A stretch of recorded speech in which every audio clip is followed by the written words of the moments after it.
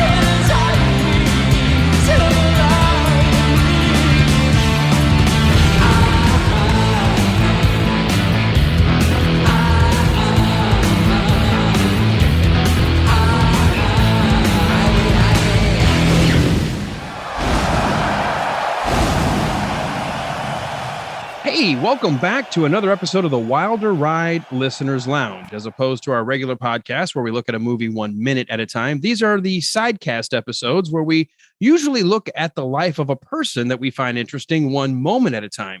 I'm your host, Alan Sanders. I am your co-host, Walt Murray. But Walt, we're not even doing that today. I mean, we have a guest and we're going to bring him on here in just a minute, but we're going to do something completely different. And there's a good reason for it. There is a good reason for it. There's a good reason for everything we do. Sometimes it's lack of preparation, but sometimes like this week, it's just a good idea.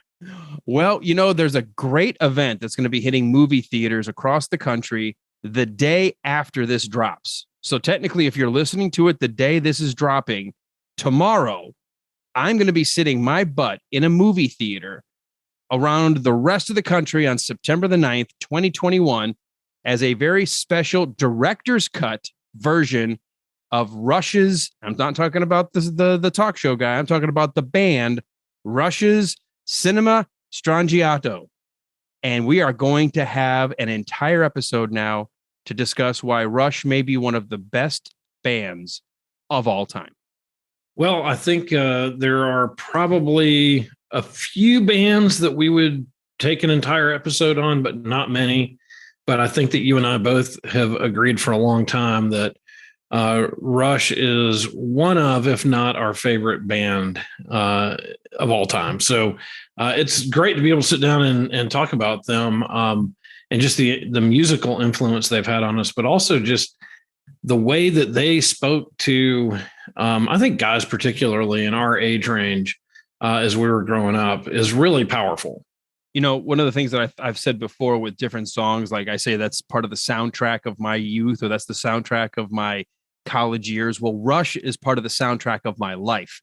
I started them back in 6th grade, the very first Rush song, and we'll get to our memories and thoughts in just a minute. But literally, Rush entered my life in 6th grade and has been with me still to this very day. So I can honestly say, the vast majority of my years on Earth that I was aware of what my surroundings were, Rush has been part of the soundtrack of my life. Yeah, me too. It was 6th grade, and that was when I became aware of Rush. I became aware of Van Halen, Leonard Skinner, a couple other bands that I still go to all the time. But Rush was definitely one of those first real powerful bands that caught my attention. You know, we actually lost Neil Peart, and a drummer of just probably world renown. I don't know that there is a single person that even is mildly interested in drums that didn't know the genius behind Rush's percussion side. A great lyricist, a great addition to the band, came in as the band was really looking, as they were very young, looking for a third person, a drummer, to really sit in with them, and added that extra little spark that kept them together across at least 5 decades. Yeah, it's really, really astounding. And I saw a discussion a few weeks ago on Facebook where someone said, who is the greatest drummer of all time and why is it Neil Peart? And it was almost like they're really, and even in the discussions, there were some great drummers discussed, and all of them were kind of like, yeah, but he's not Neil, and even people who weren't Rush fans acknowledged just what an amazing drummer he was. And, I never saw Rush in concert, but I did see the Police. And I think one of the passed over percussionists, I think it's Andy Summers of the Police. No, it's why am I drawing a blank on this? I'm going to let you figure this one out. Well, I appreciate that. He's got a restaurant. Oh yeah, Ronald McDonald. Stuart, maybe Stuart. Oh yeah, Stuart Copeland. Yeah, Copeland. Thank you. Yeah, Stuart Copeland. And when you see him live, I mean, he is in constant motion, and I won't say he drives the band, but without him, that band would not be what they are. But he still doesn't touch what Neil did for Rush. So anyway, I know we've got time ahead of us to talk about all this, but just a phenomenal band. Just all three of the members were great at what they did, and so I'm looking forward to the next hour or so. It's going to be a lot of fun. So one of the people that I knew I could bring in, and there is a family relation, my younger brother, who is musically gifted. I've talked about him before on the radio. I've talked about how in some ways I feel a little jealous because with all of the DNA that mixed 4 total brothers, I'm the oldest of 4. We've got one that got all the DNA related to music. Like I couldn't have one instrument. I couldn't have one vocal capability. I couldn't have one sense of, that internal metronome to maybe bang on some drums and some sense of rhythm. Not one. But my brother Philip got everything. He can play. He can sing. He can do percussion. He can do string. I'm sure he could do piano if he sets his mind to it. I mean, I don't know there's an instrument he hasn't at least attempted to play or can't play if called upon. Yeah, there is none of that in my family. That, I take it back. My uncles, one plays guitar, one plays banjo. But outside of that, there's not much musical talent in our family. I was going to joke about the banjo with you. No, I've got an uncle who can play the heck out of a banjo. I mean, he is a really good banjo player. You can see him. He's up in the mountains of Tennessee, right along the river, actually. And just down from the still. Exactly. So no, but my Uncle John can really play the banjo. It's pretty impressive. Well, we're having this great conversation. We might as well go ahead and bring in our third voice. So folks, put your hands together for a completely new episode and a brand new guest, first time ever on the Wilder Ride in our listeners' lounge, my brother, Philip Sanders.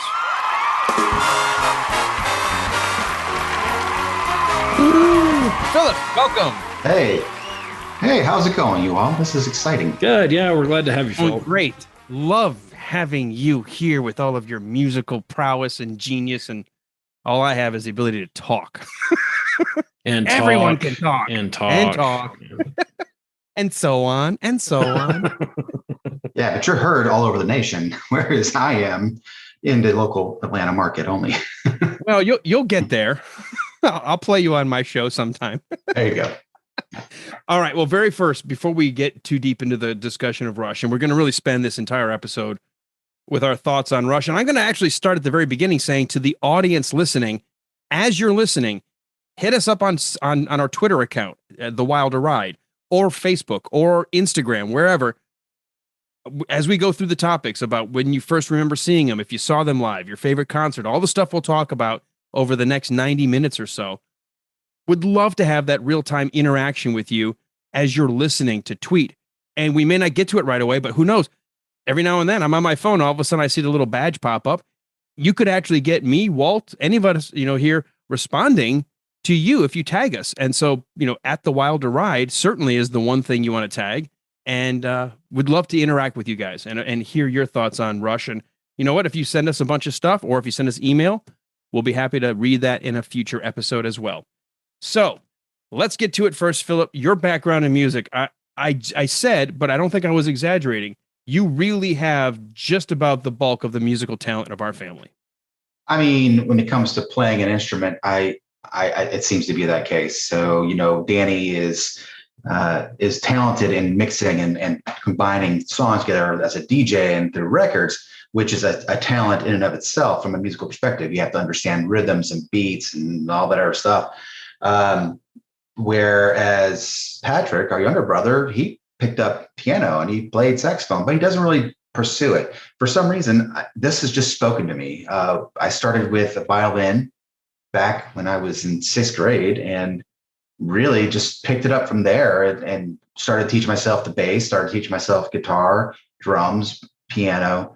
And then I wanted to learn about the cello and viola. So I learned all the orchestral instruments just because I was just so intrigued by the different sounds they all had. And really the interesting thing here for me is when I was learning violin, I was learning classically. I was being taught every day how to read the music, how to interpret the emotions that the composer was trying to convey and perform as it's written. Whereas when I started listening to bass, I taught myself how to play bass from the orchestra room. One of the guys showed me 3 notes on a bass, and I took it from there and not only taught myself how to play the bass, but also taught myself how to read the bass clef, which is a totally different signature from the bass when you're reading music.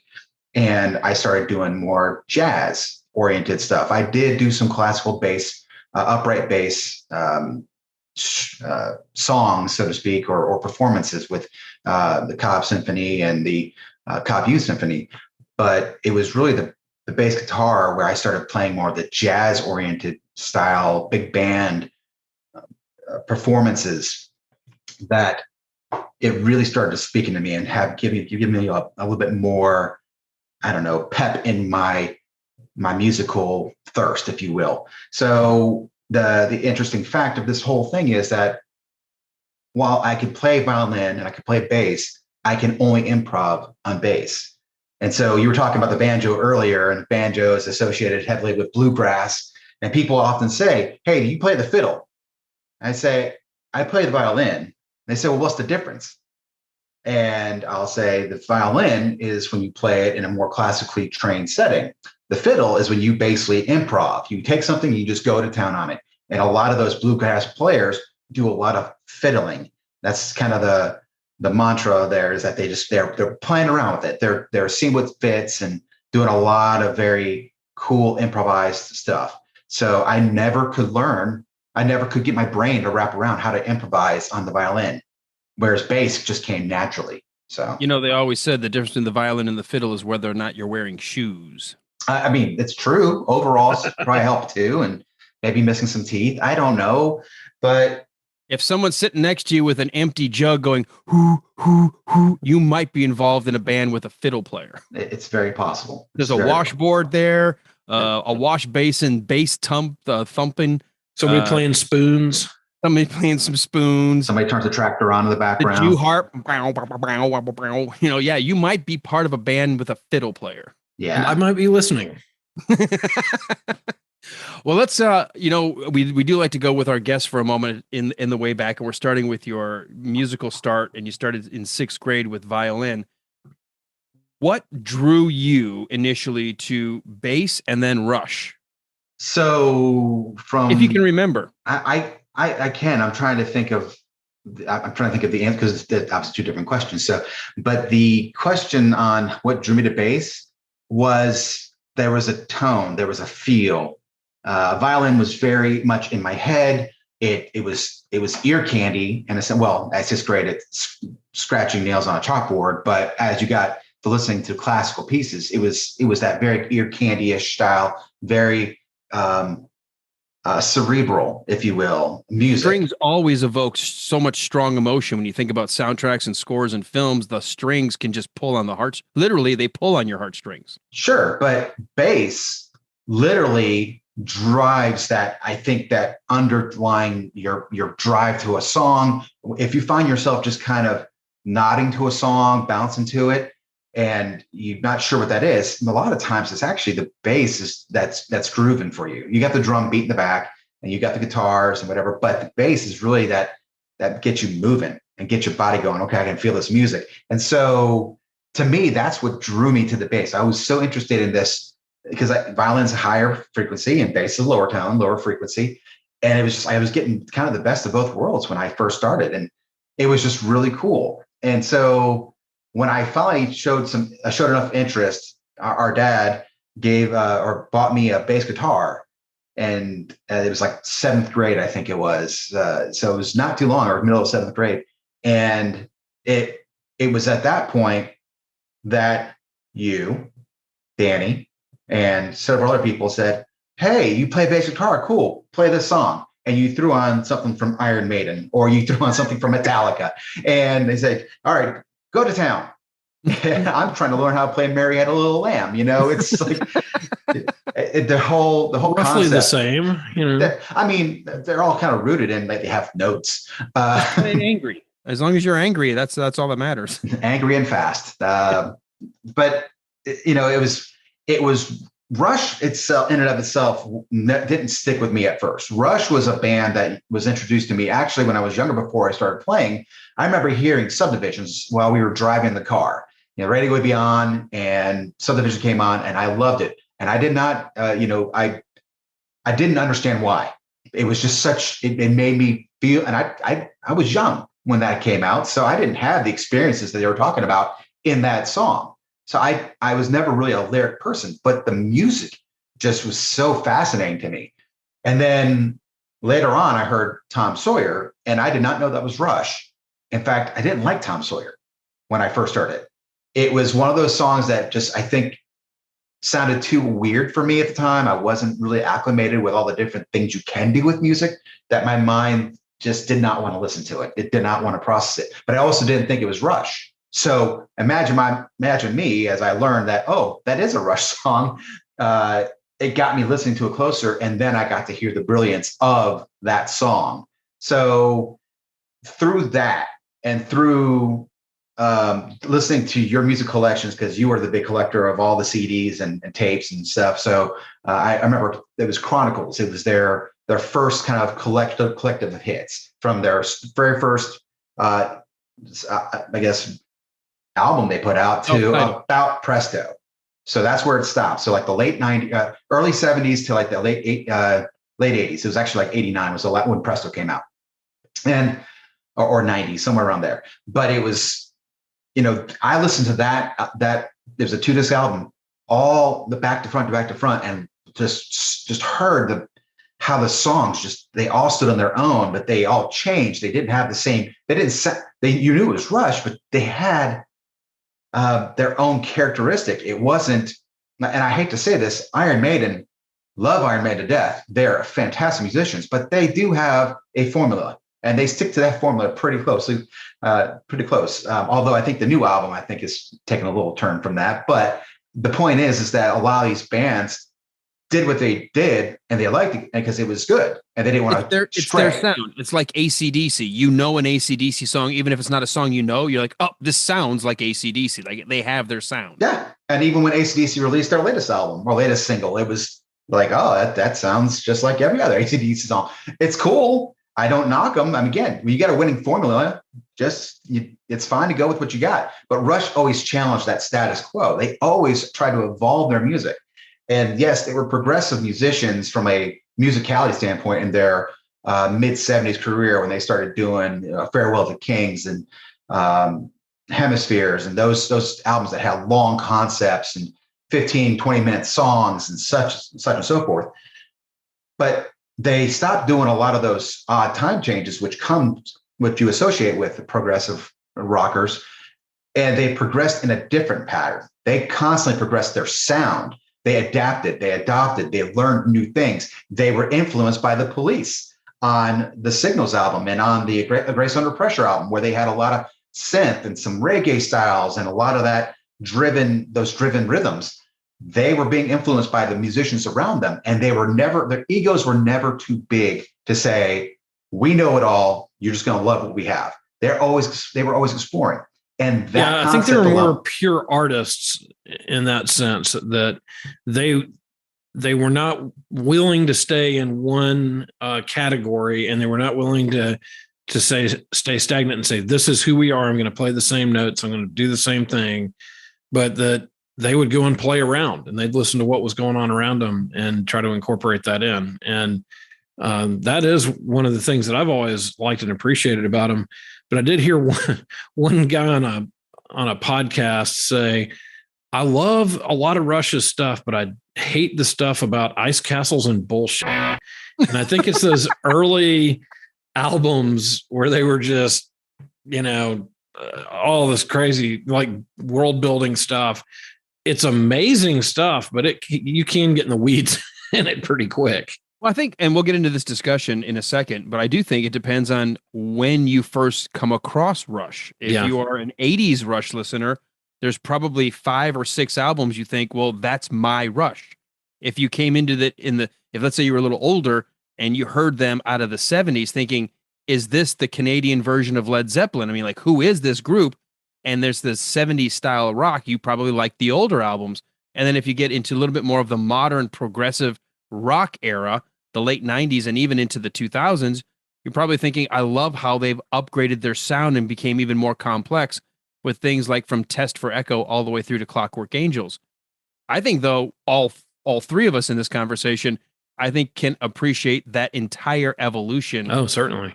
Because there are certain songs in the older stuff that maybe don't hit me as hard as the stuff in the 80s that were like when I was a teenager, but they're still the band I go to all the time. And it doesn't matter. I love all of their work, their body of work. Yeah, and that's the thing.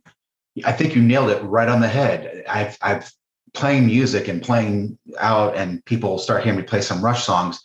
It's very rare when I start playing some of their newer stuff that someone says, "Is that Rush?" Oh my God. But you got your groupings, and the groupings go from you like their first album all the way up to 2112. And for you, that was great because they didn't that spoke to you.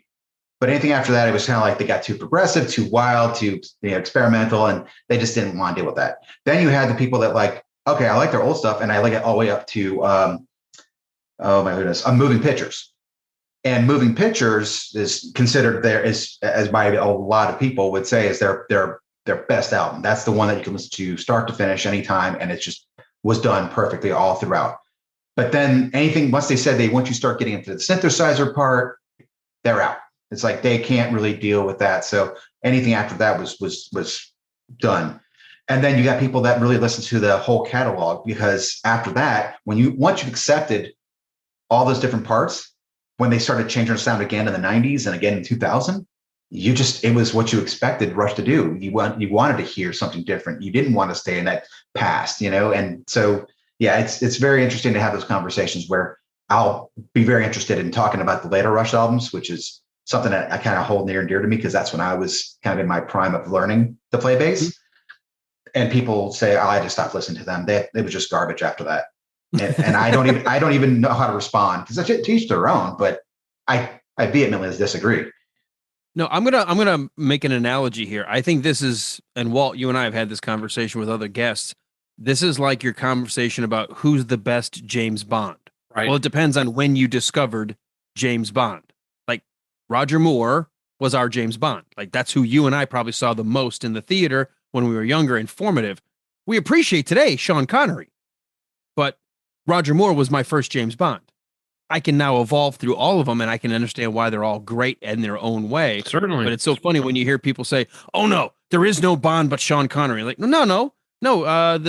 Timothy Dalton, he got a bad rap because he had 2 great movies. Just they were trying to do something different, and it just didn't click, and so he got kind of stuck. And people say, "Well, Pierce Brosnan was great because of Remington Steele." Then you go, "No, he had shit stories. Why would you?" It's just funny when you talk to people. It just depends on when they discover them. Yeah, you're right. And it's the, just like it's the evolution of Bond, it's the evolution of Rush. And I think that is really true. And I think there are also certain albums or songs that speak to you in different ways with Rush. For me, I first, I remember like it was yesterday in 6th grade, Moving Pictures came out, and my friend Tim Mooney was like, my brother got this album, you got to listen to it, and I was like, I'm fine with Van Halen and a couple other things. And just on a whim, you used to be able to walk into the, Turtles Records and Tapes here in Atlanta and put the headphones on and play an album just to listen to it for a few minutes and see if you like it.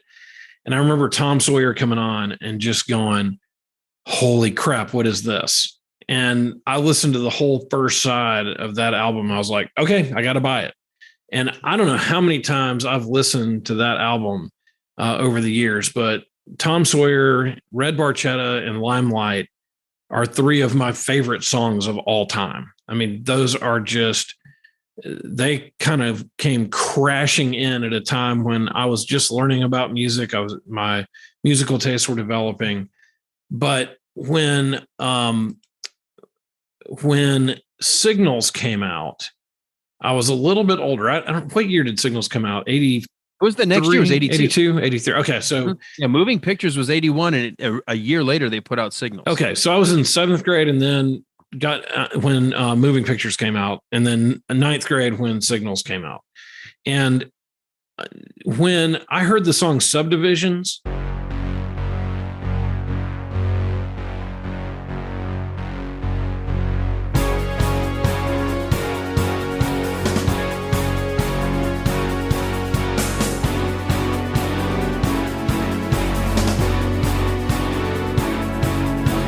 it was like they were writing my biography. I was like, you don't feel like you fit in. You're not one of the cool kids, And that song was just like, holy crap, they just diagnosed what it's like growing up in Metro Atlanta. Like, I really, even to this day, I can listen to that song and it's like, I feel like I'm in an arcade in 9th grade, playing Galaga. And Tempest, feeling like I'm just not quite in with the in crowd, And then you feel like growing up, it all felt all one-sided, and all your opinions were provided, and your future was pre-decided. Absolutely, detached and subdivided. Yes, yeah. And then the analog kid. I think we were kind of at the beginning of that computer age, and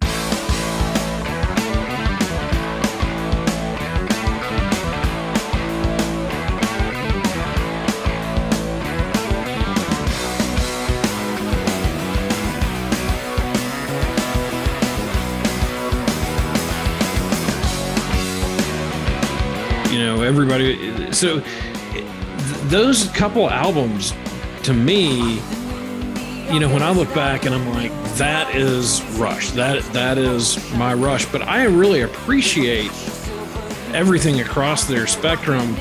But really, from Moving Pictures forward, there's probably not an album I don't like. The boy lies in the grass with one blade stuck between his teeth.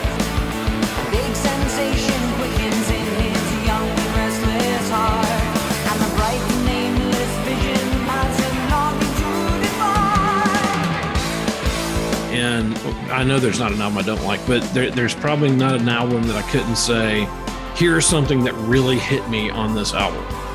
And I think Rush has that ability, through their music, but through the lyrics and through the message, to really hit you in some unique ways that other bands aren't able to do.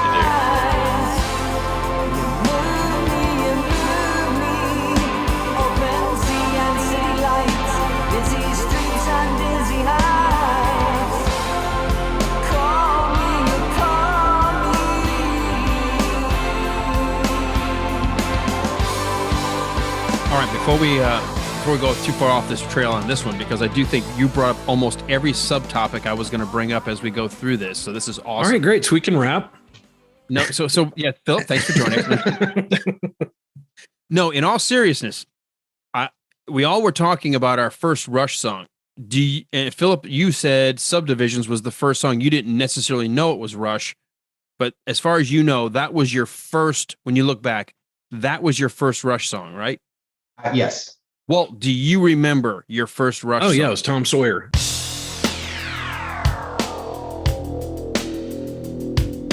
A Monday warrior, mean, mean stride. Today's Tom Sawyer, mean, mean pride.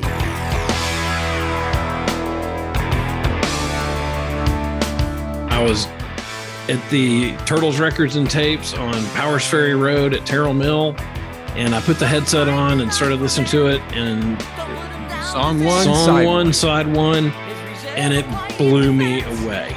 Writing out the day's events. Down the river.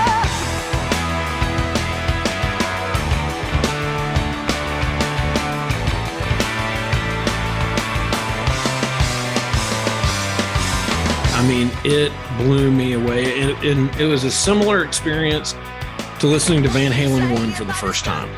Just how strong the start was, how great the song was, how great the lyrics were. And I was scraping pennies together to get that album and walk out with it. I mean, it was that strong. When I grew up in Detroit, we had it was a big area. It was a big Catholic community. Everybody went to Catholic classes or CCD classes.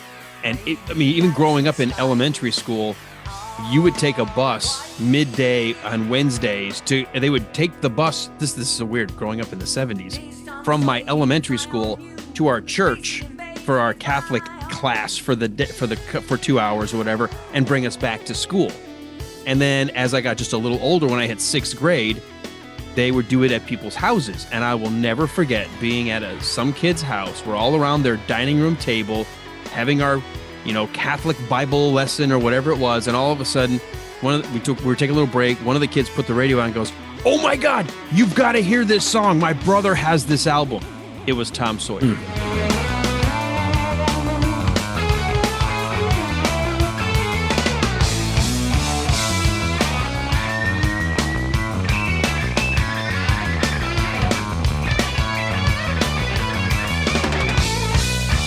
Very first song I heard radio airplay of Tom Sawyer.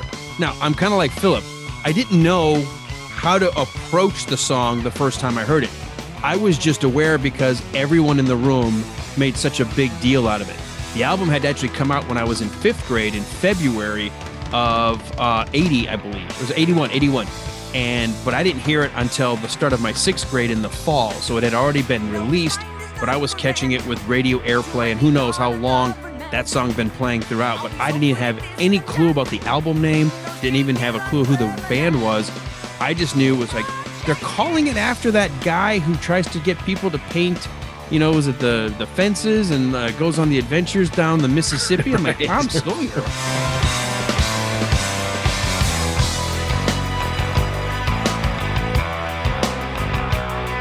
And then I hear it, and it's like, I couldn't reconcile the two, the name of the album or the name of the song and what was going on audibly.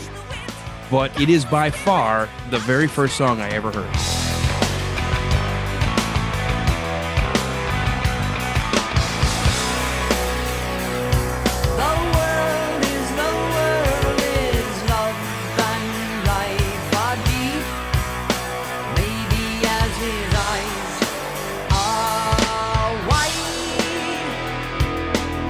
If you just listen to the albums that they come out with, Rush is very, very aware of what that first song needs to be that captures you, that brings you in, that says, this is the tone that we're setting with this album.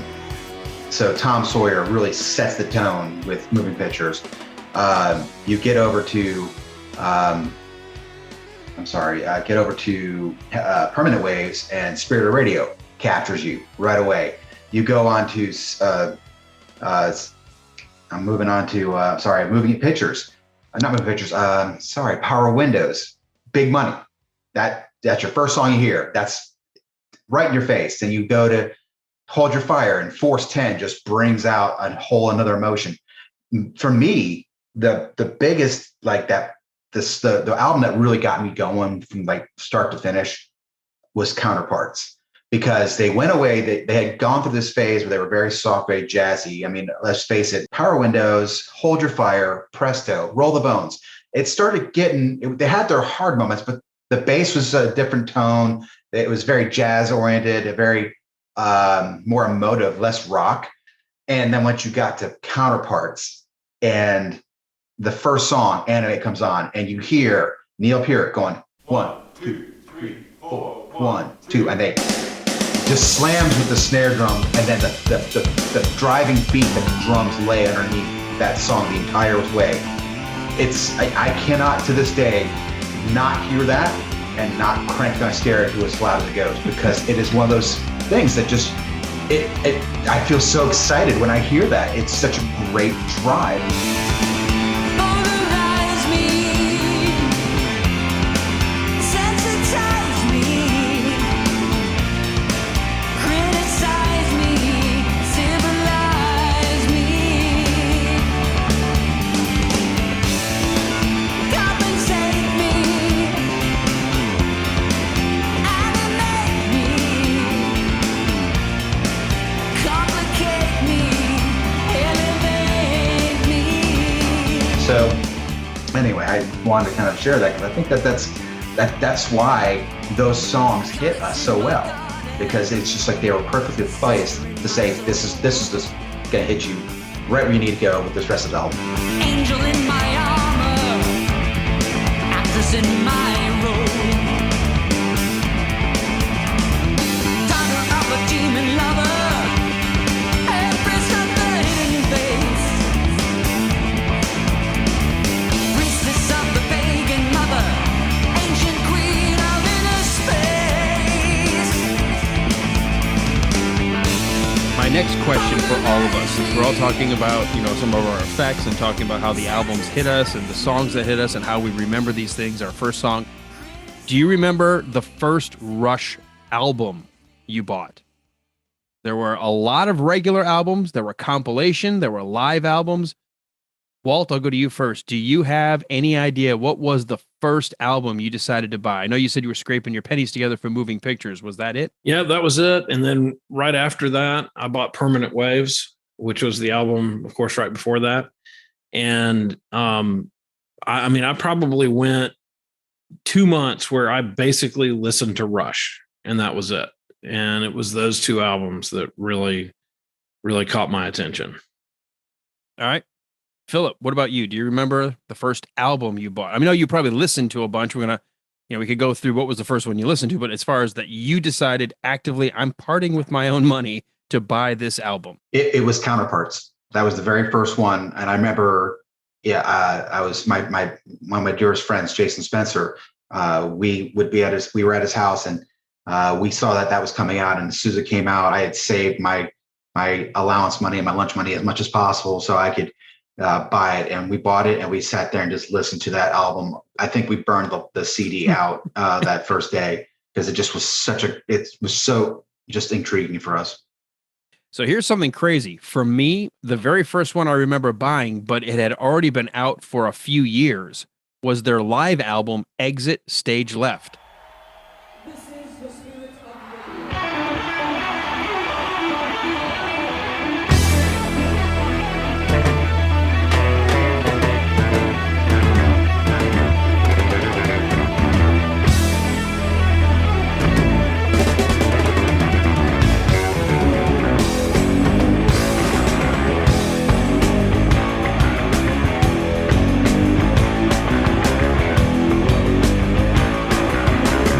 Whatever reason, because I was the oldest and I didn't have, my mom and dad didn't believe in giving us allowance money.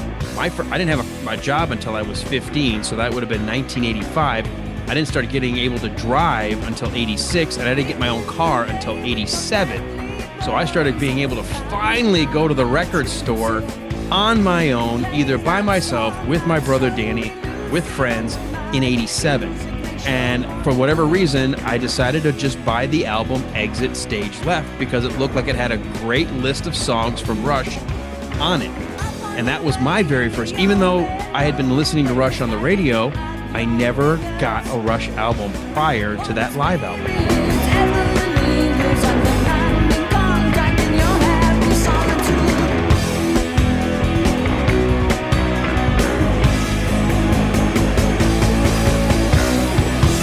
And Exit Stage Left is actually one of the ones, again, because it's centered around moving pictures. It's the show that came out that they toured with that promoted moving pictures. So again, being moving pictures, being that definitive sound that people like to think is their best sound, it was probably had some of the best energy from an audience perspective, because you got just these people that are so giddy about that music. So, and it was such a raw taped sound. It was great. Well, when you think about it, the set list, it opens with The Spirit of Radio.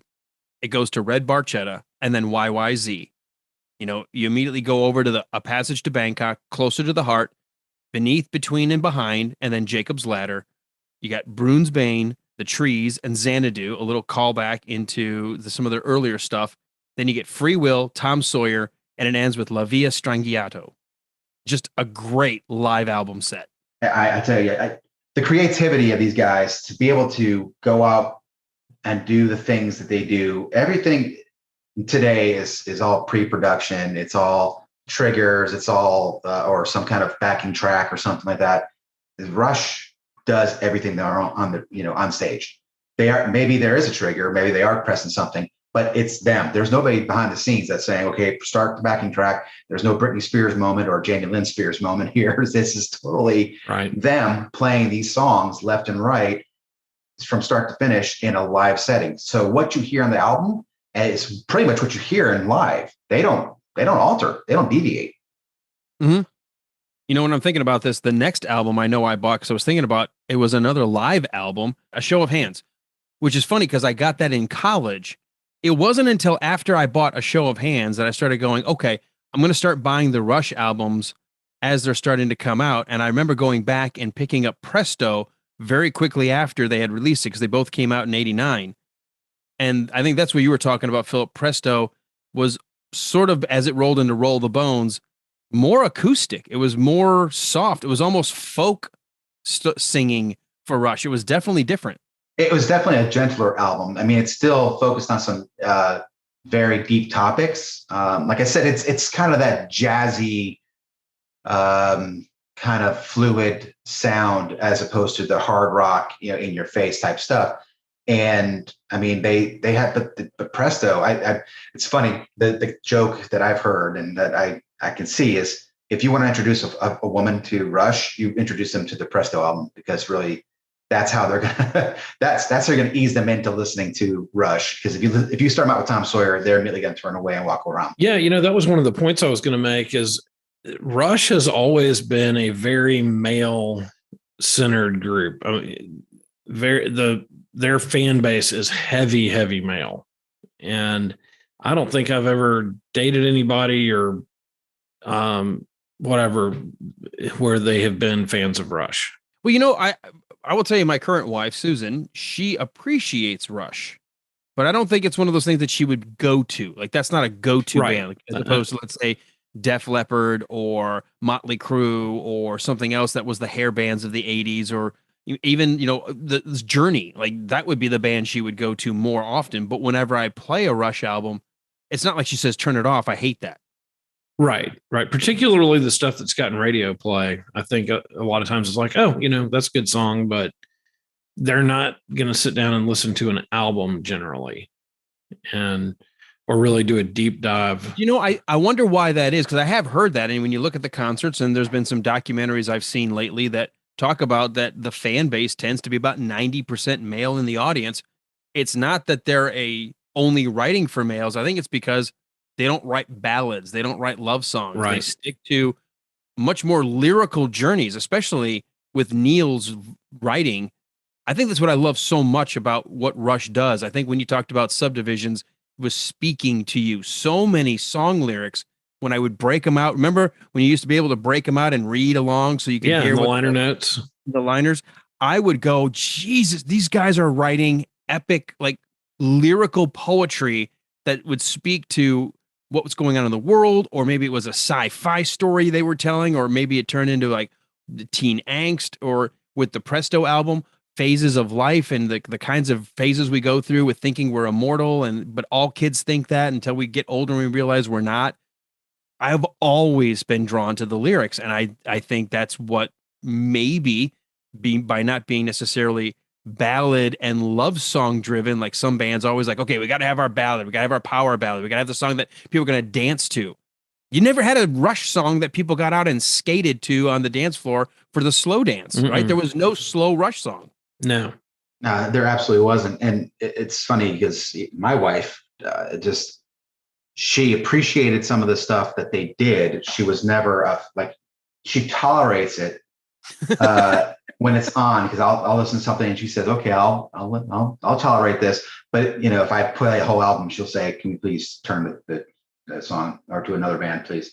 But she had some moments with it. But I think for her, and not to get too far off topic, is when she started, she really took interest when she knew how much I loved it, and she loves me, and she knows my passion for it, that she took some interest into it. And I would say, listen to this band, listen to the lyrics, because I know she's a lyric person, which is, for me, I'm not. I'm a give me the musical harmonies and production of it. I don't care much about the words. But for me, Rush was the first band that actually listened to the lyrics. But anyway, I let her listen to it, and she's like, wow, this is pretty deep. And then when these more recent interviews came out, and I got to see how the band interacted and how much fun they had and how much synergy they had and care and kindness and compassion, that actually turned her on to Rush a little bit more, when she got to see more of, this isn't just some band that's a bunch of jerks off stage and they're just there for glory. They're truly honest guys. And I think that's what people don't get, that unless they take the time to invest to say, this is who this band is. Yeah. And one of the documentaries that I saw on them, I wish I could remember the name of it. They were saying that they were touring with some other band, and I want to say it was like Black Sabbath or somebody like that. And that other band would go back and destroy their hotel room and get high and chase women around. And the guys from Rush would go back and read, and it's like, they are really different. They're definitely a different band. And you're right. And I mean, to me, there are certain songs of theirs that elicit a pretty hard emotional response, like Time Stands Still.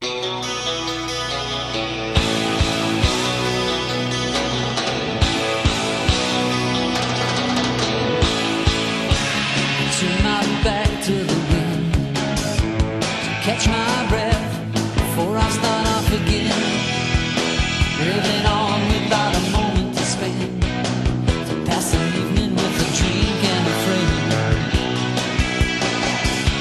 I let my skin get too thin. I listened to that on the way down when my mom was sick, and it really hit me. And then, with my kids getting older, you listen to that song, it's like, man, they must have been in that same phase of life that I was, where you're thinking, every time I turn around, the kids are just a little bit older and can't wait to get out of the house a little bit more. And you realize that time is fading, and they really nailed it in that song and captured that emotion that, for me, I was feeling as a guy in his 50s. And it's like, how did you hit me when I was in 7th grade in the way that you did with Tom Sawyer, and then again in my 50s with Time Stands Still, in two amazingly highly emotional ways,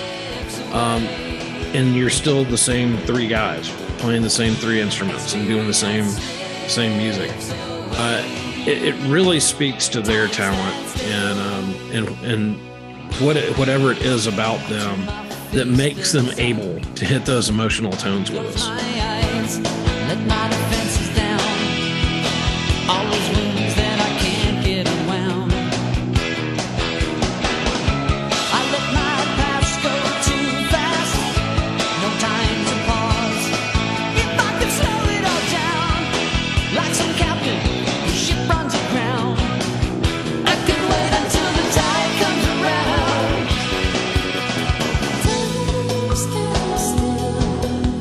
I'm not looking back, but I want to look around. I'm going to say when Neil Peart passed away, I pulled the lyrics and read them sort of as poetry on air, and I almost didn't get through the lyric.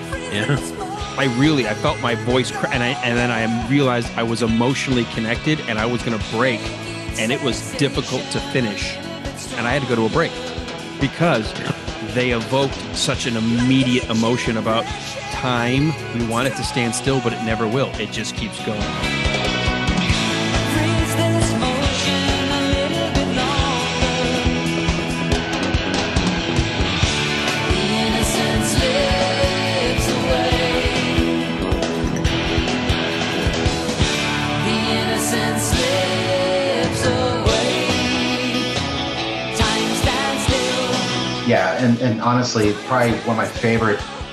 I have a lot of favorite songs. I mean, I think I love all the songs, and then I really love these songs type mentality. But for me, off of Presto, there's a song called "The Past," and this is something that hit me a little more as I was just getting out of college and starting my career. And the lyrics, I mean, just listen to the lyrics. Proud swagger out of the schoolyard, waiting for the world's applause. A rebel without a conscience, a martyr without a cause. Proud swagger out of the schoolyard, waiting for the world's applause. Rebel without a conscience, martyr without a cause. Somebody who thinks they own the world, they will coming out of there, they've learned everything, and nothing's going to stop them. And then later on, you get this feeling of reality has hit them, and they hit all these different impasses along the way, and they're now walking a razor's edge. And for some people, they can get through it, but for some people, they choose to not get through life anymore, and they go and take their own life because they're just done. And to hear those, he never outright says it, because it just lets you think, oh my God, these are the emotions that someone's speaking when they hear someone has done that themselves. All of us get lost in the darkness. Dreamers learn to steer by the stars.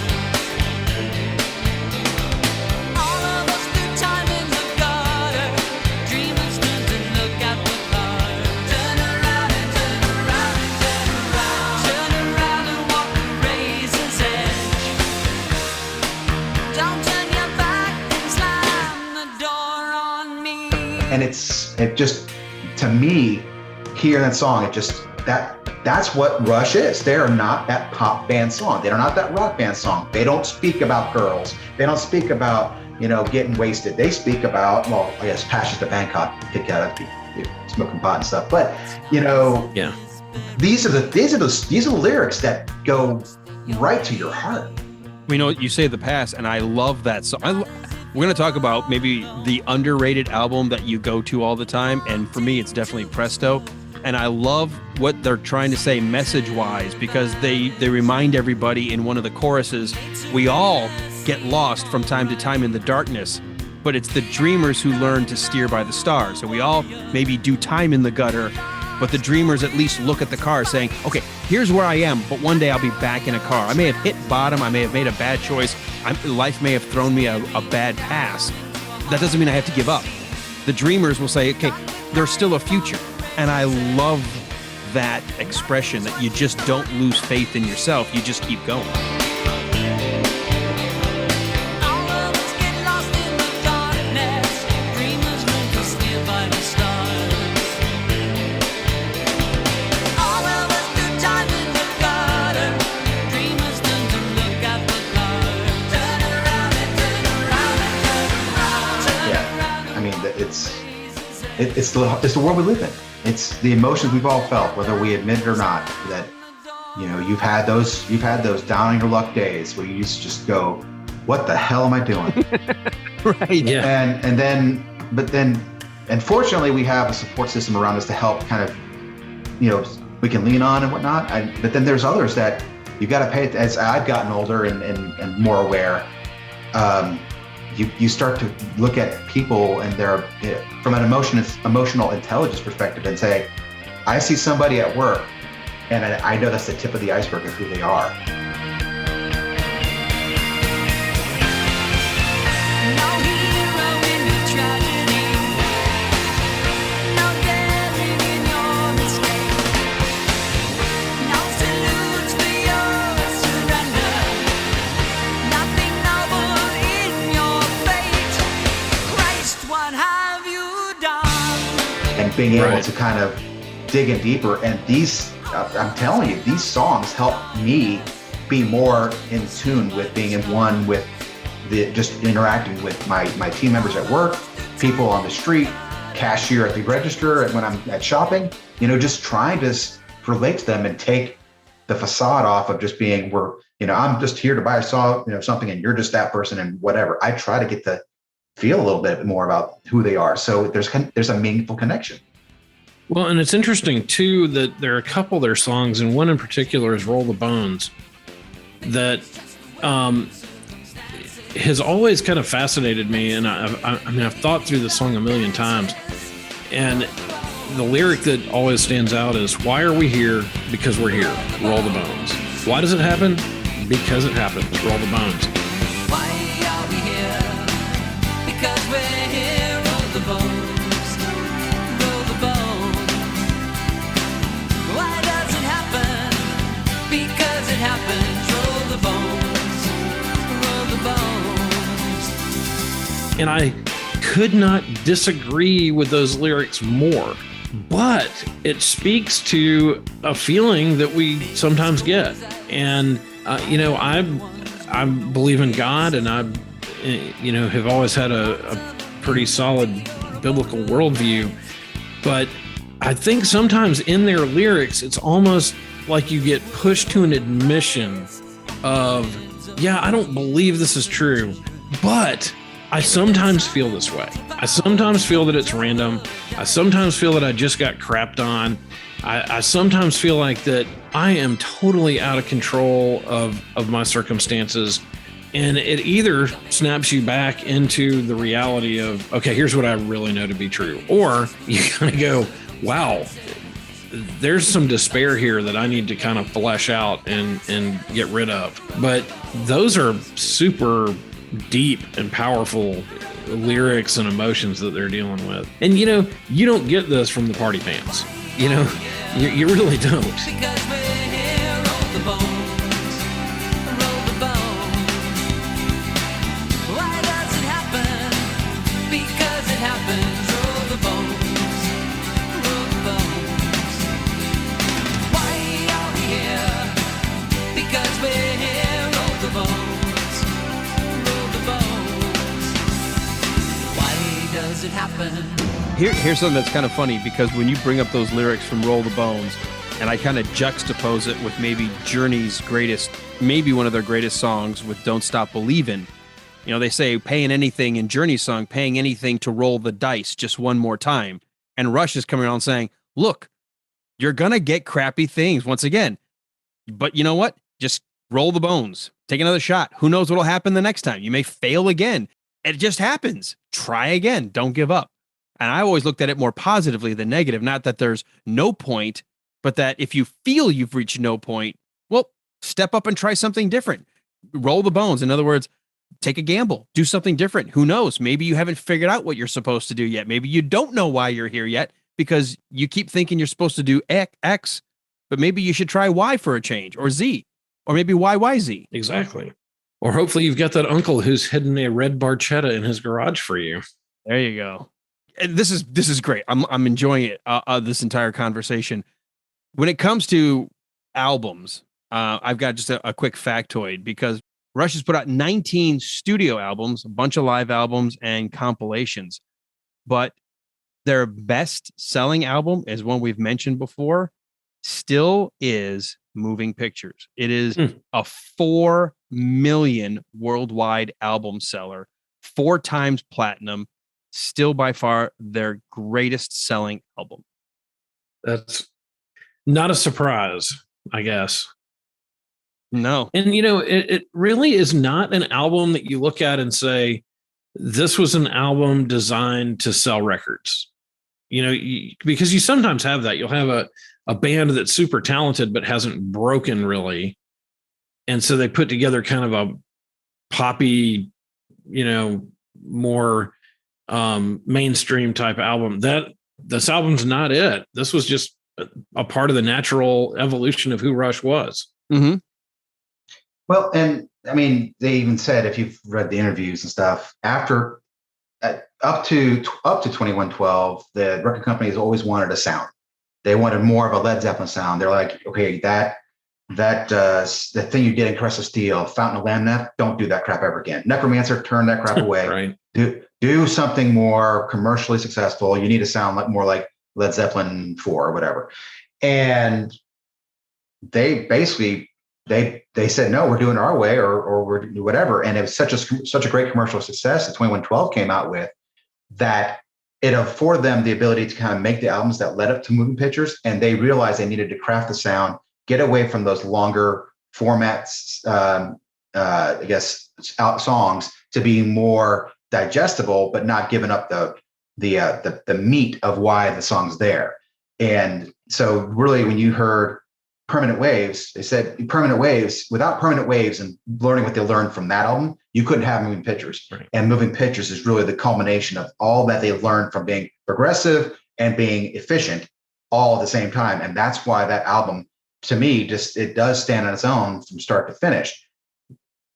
And again, this is where I get really confused by some people that don't like the sounds after that, because I think there are some albums that I would prefer to listen to more than Moving Pictures. But you cannot deny the fact that Moving Pictures has some great lines, some catchy riffs, and just it's fun from start to finish. You know what? I would argue their whole first side is definitely more radio friendly, and I think just about every song has been a hit on the radio.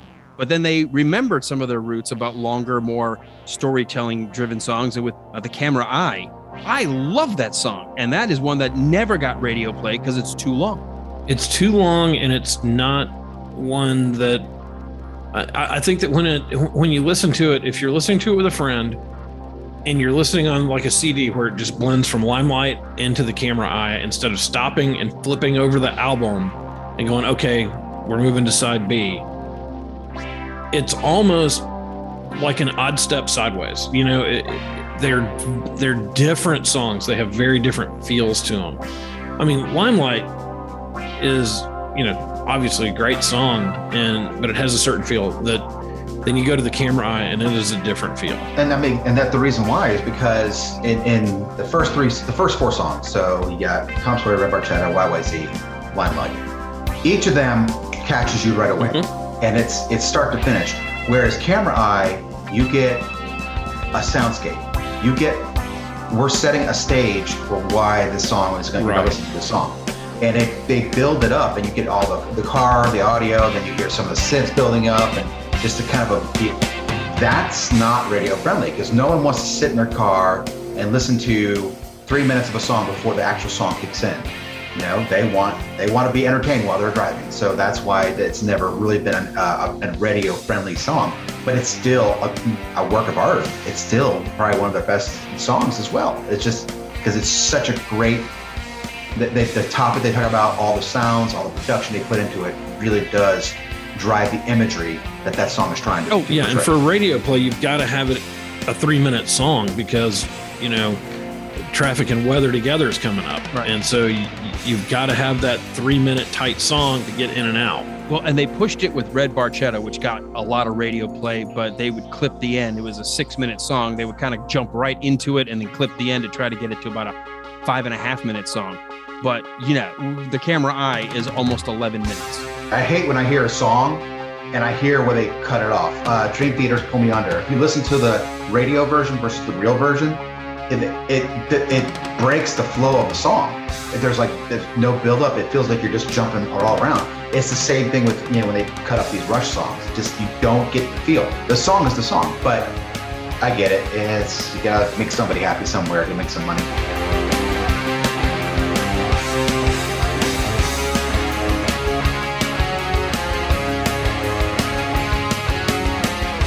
Well, let's face it, when we talk about this album, the song Limelight struck such a chord with me as one of my favorite all-time Rush songs. It is my radio opening theme that I use for my radio show.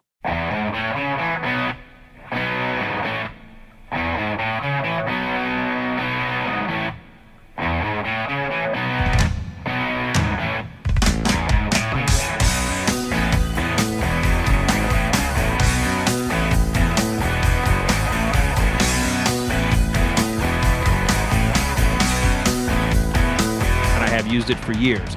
Part of it is because they quote Shakespeare, which everybody knows I love Shakespeare. I've directed Shakespeare, acted in Shakespeare. It is maybe one of their greatest opening guitar licks for any of their songs. It's instantaneously recognizable with one note. You immediately know what song you're going to hear, and it never gets old. There's never a feel that it's a dated song. It works today like it worked when I heard it the very first time. And so Limelight is always going to be the song that I think of as my show open. Once up in time, living in the limelight, the universal dream for those who wish to see, those who wish to be must put aside the alienation, get on with the fascination, the real relation, the underlying. That song, from a performance perspective, is so difficult. So I've played in plenty of cover bands, and one of the cover bands I had perform Limelight. First, singing that in the original key for someone that doesn't sound like Gayle is murder. It is ridiculous. I can see that. I burn when you try to hit that last note, the underlying theme. It just is not. It doesn't come out because there's so many words being crammed.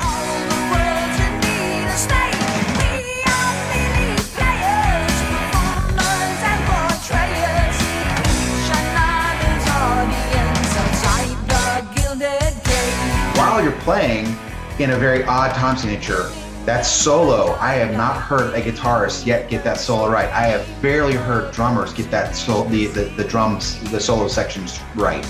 I have worked my ass off to try to portray the best bass line, because any one of those start going sideways, somebody better know where the hell they're going, or that bus is going off that cliff.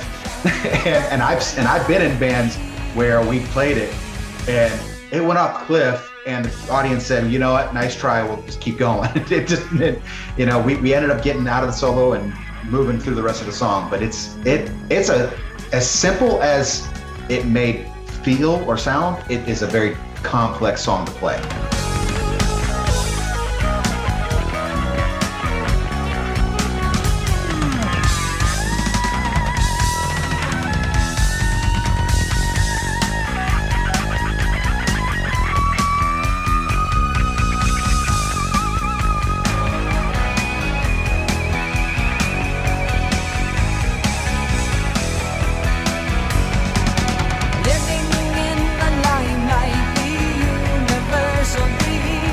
Isn't that something that Rush also prided themselves on for so long, is not necessarily creating, the 4/4 signature and just going for the typical rock beat, stay in the key of E or something.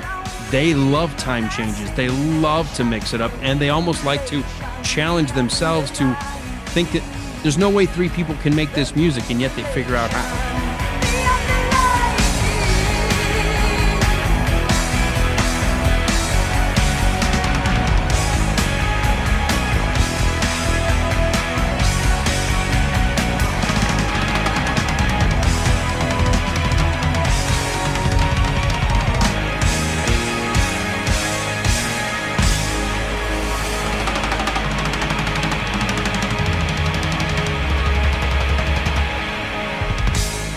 Well, they play. So there's two things that they do. One, they do actually do the odd time signatures, but the way that Neil Peart performs, because the drum beat is trying to keep that metronome going, that time signature. And when you hear a band that performs they call them odd time signatures, a 7/8 or a 5/4 or something like that, it is noticeable because the drummer kind of forces that change in beat, or whenever they have to manage that odd time signature.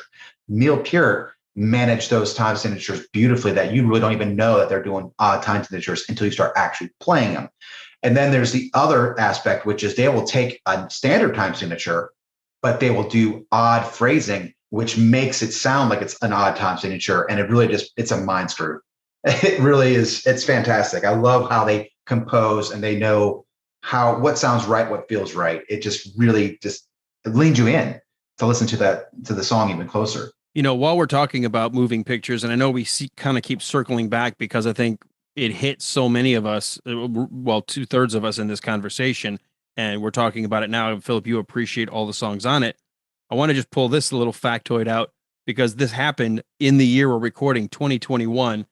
There was a Facebook poll that was conducted, and the album that it was voted on as the best album of the 80s was Moving Pictures. It beat out Depeche Mode's Black Celebration with a 52% to 48% vote in the final rally. So Moving Pictures, even in 2021, on a social media, non-scientific, popularity-driven Facebook poll, came in as the best album of the 80s.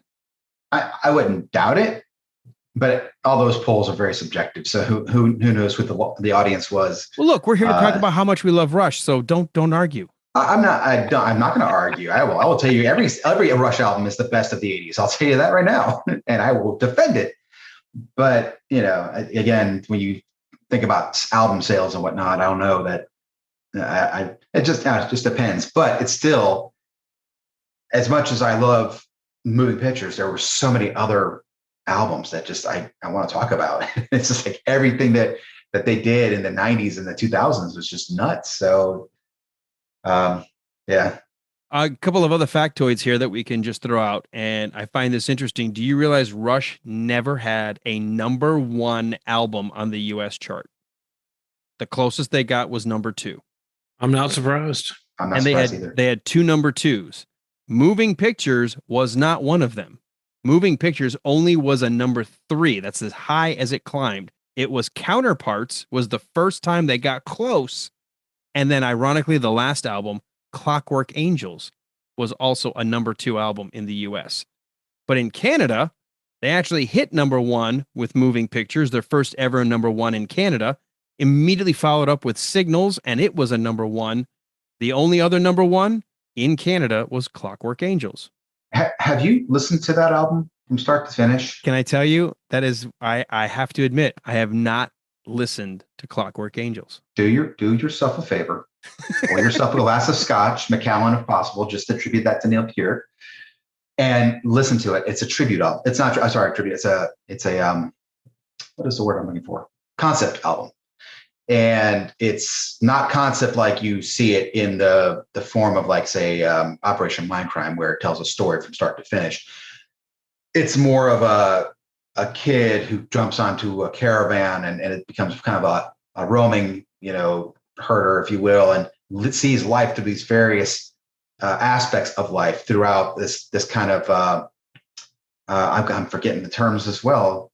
It's the Sherlock Holmes atmosphere with Robert Downey Jr. That what's that style of mixture of modern and kind of that classic look and feel. Steampunk. Mm-hmm. Yeah, steampunk. Thank you. That's kind of that steampunk view that Neil Peart applied to the Clockwork Angels album, and it really does convey life from start to finish. And the last song, if you're not crying from that, I cried from that just because it's such a beautiful sentiment, and how someone after all these years of experience at the end of their life, this is what they've broken down life to be. And I heard it and I said, this is the last song. This is their last album. In this one of many possible worlds, all for the best or some bizarre test. It is what it is, and whatever. Time is still the infinite jest. And when they were touring it, I said, this is the last tour. Kristen did not believe me. She thought I was just trying to finagle tickets to go see another band, or see a band I've seen multiple times. And I said, no. I think this is their last tour. And it sure enough, it was. And if you listen to The Garden, it's almost like you felt Neil Peart saying, I know this is the end, and I'm going to leave you with these words of wisdom right here, that if nothing else boils it down to this. Just absolutely phenomenal closer. The measure of a life is a measure of love and respect. So hard to earn, so easily burned. measure of life is a measure of love and respect. So hard to earn, so easily burned. In the fullness of time, a garden to nurture and protect. I'm glad you made me kind of go and pull up some information quickly, because I hadn't done any research on Clockwork Angels. But I found this interesting. Sci-fi novelist Kevin Anderson, who was a longtime friend of Neil's, said he would be writing a novelization of Clockwork Angels, and revealed information about the album's concept when he did, which was listed as, in a young man's quest to follow his dreams, he is caught between the grandiose forces of order and chaos. He travels across a lavish and colorful world of steampunk and alchemy, with lost cities, pirates, anarchists, exotic carnivals, and a rigid watchmaker who imposes precision on every aspect of daily life. The cells tick away. The watchmaker's time up his sleeve. The hours tick away. They tick away. Been there. It's crazy. I mean, just read the lyrics to The Garden, and you can already tell. It just, he sums up his experience of all that. And it's funny how Neil Peart will write something that it sounds very science fiction-y, but then super relatable. Like, you think to yourself, this sounds like something I've experienced. I know how I can feel about this. Mm-hmm.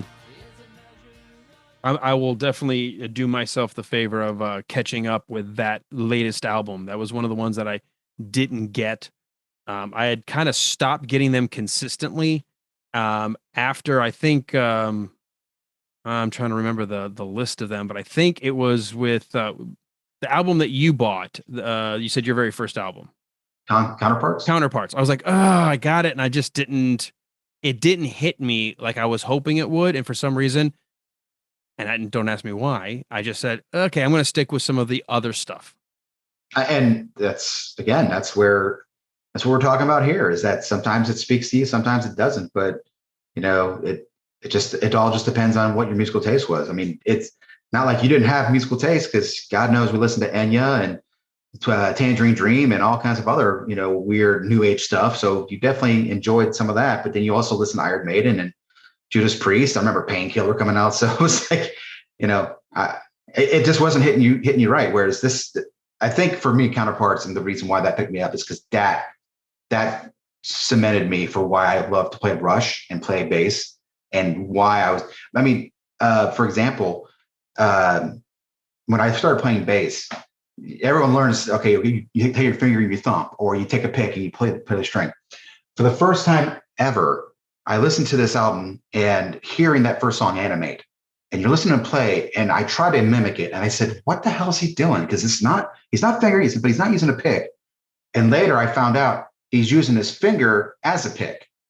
He's basically, I would say diddling the string. Is probably the best term. If you look at him, it looks like he's diddling the string, but it gives that percussive sound, but doesn't lose the warmth of the finger, the plush finger parts playing that string. And so if you listen, if you ever watch me play, I actually have incorporated a lot of that into how I play a lot of songs nowadays too, because it covers so many different sounds. So I think, again, that inspired me, and I can't let that go. That's forever cemented as like one of my first inspirational moments when playing bass. Well, I'm going to go to you on this question. We talked about Moving Pictures as their number one selling album. We all know it. We all have it. We've all listened to it. It's cover to cover. We all love it. But Philip made a comment about it may not be the album you always go to. Is there an album outside of Moving Pictures that you go to regardless of popularity of their sales? I've kind of built a Rush list, a song list on my phone that spans about 4 or 5 different albums, probably, maybe more than that. And I'll listen through that a good bit. But probably if there's an album, it's probably Signals. Probably even more so than Permanent Waves or Moving Pictures. And I don't know why. I just there's no right or wrong answer. I was just curious. I mean, maybe on that album it just more end to end. I just like the flow of it, and it does have several songs on it that were very highly relatable when it came out. So probably Signals. Okay, Philip, do you know of one that you, outside of Moving Pictures, which is their best selling, is there one that you've gone to? I don't think I go to an album nowadays, just because it just depends on my mood of what I'm feeling. And since their albums just cover so many different moods and feelings, I just listen to random songs and I'll just let them play in the background. But I will say one that will intrigue me where I'm like, I've not heard this in a while is Grace Under Pressure. And I love how they actually introduced the synths into that. I loved how they made the songs work and not sound like some weird poppy punk sound. It all fit. And, the message of the songs were pretty poignant as well. For me, and I would just listen to it last night while I was making dinner, because I play it over and over and over. And I think the reason I do is I know it's not obnoxious. It's not going to have the wife come by and go, can we listen to something else? And I know the lyrics inside and out, and it's Presto. I can listen to Presto cover to cover and feel like there needs to be more. And if you actually listen to Presto and Roll the Bones back to back, they almost feel like companion albums. And I think they really were. I mean, they really do lean right into each other. The sound, the tones they got from each instrument, and just the vibe. Absolutely. I think the 90s-ish version of from Roll the Bones perspective, you started hearing some of that. Again, they still got influenced by other artists and whatnot, but they were closely related for sure. All right. Next question I have. Concert. How many times, or if you've only seen them once, do you remember what it was? Walt, have you ever seen Rush live? I have never seen Rush live. And they probably went through Atlanta 4 times where I intended to go and just never did. And I regret it to this day. I've only seen them once, and I can't believe I've only seen them once, but it was the Roll the Bones tour. So I did see that tour. Fantastic live show. First time I remember them setting up speakers in a way I was on the ground, and they created a surround sound effect, especially when Neil does his drum solo, and he has his typical, here he goes, and you hear it behind you to the left, then behind you to the right, and then it's back to him, and it creates almost the sound of the circling of the drums around your head. Loved it, and I don't know why I didn't go see him more.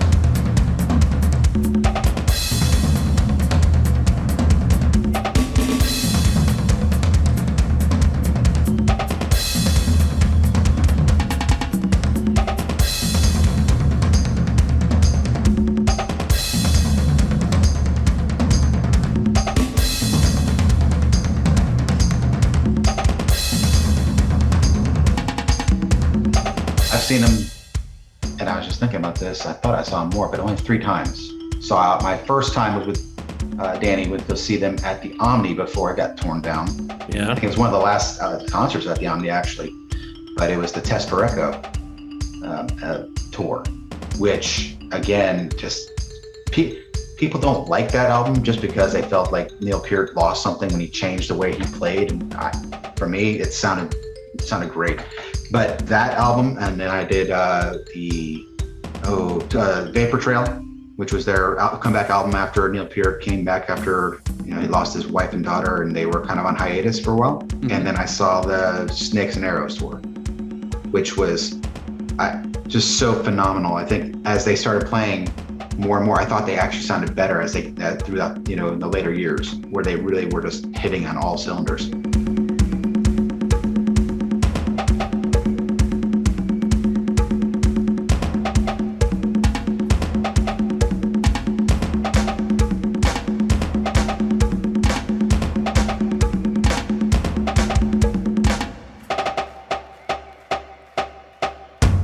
And I don't want to necessarily make it more about Q&A. Q&A can go into any direction because we still got some more time here.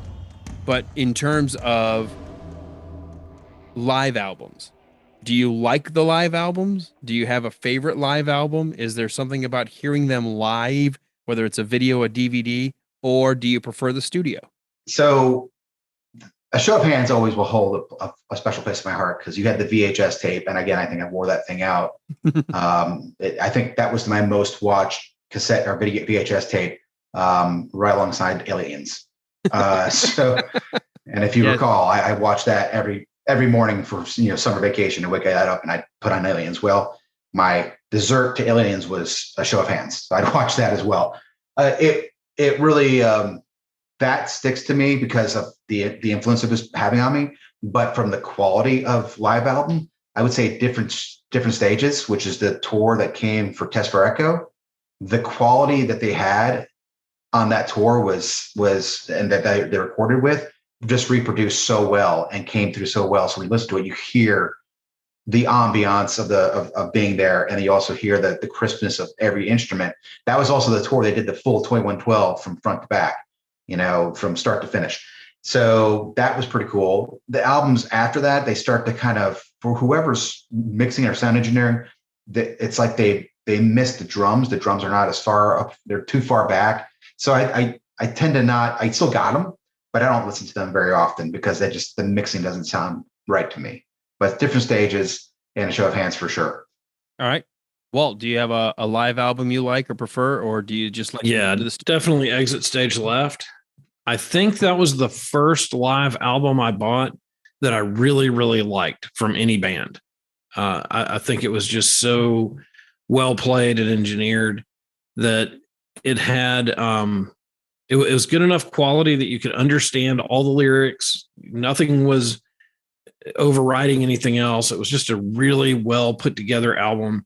You could tell it was live. They were playing free enough that you could tell it was live, but it was still crisp. So I think that album, who knows how many times I've listened to that, but Exit Stage Left stands out to me by far as my favorite live album. Maybe still of any band. I'm kind of having to think about other live albums, but I think that's probably my favorite live album of any that I can think of off the top of my head.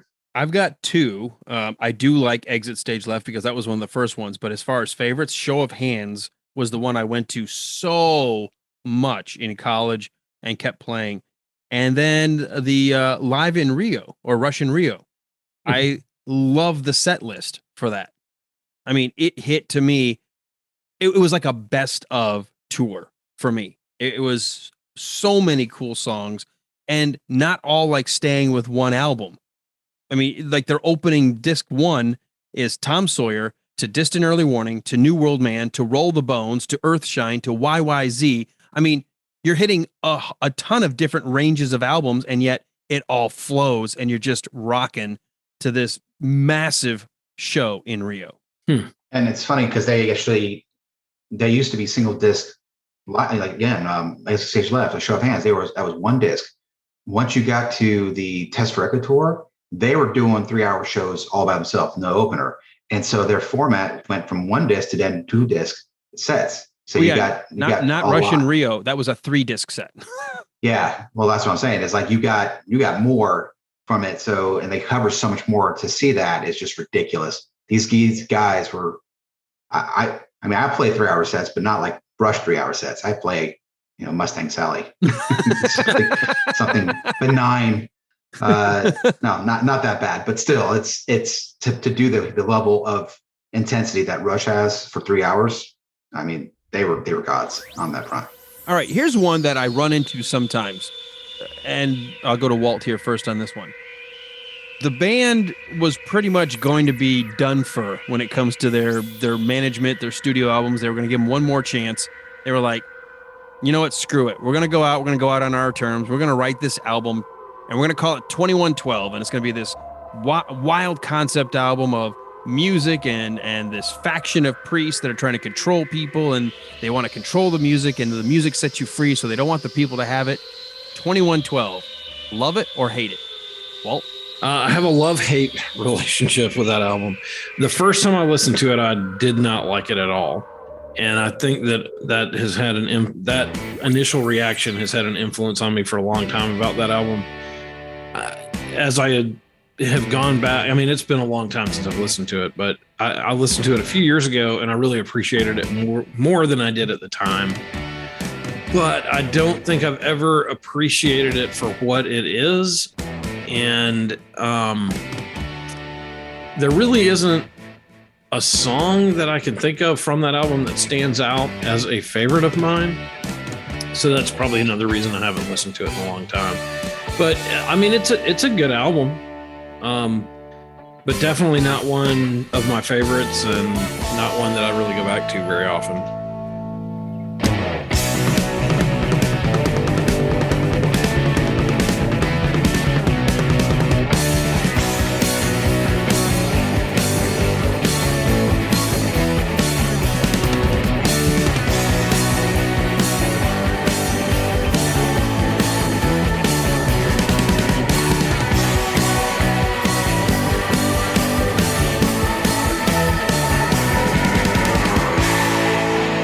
Philip, this is one that you would have had to go back and say, okay, this is early Rush.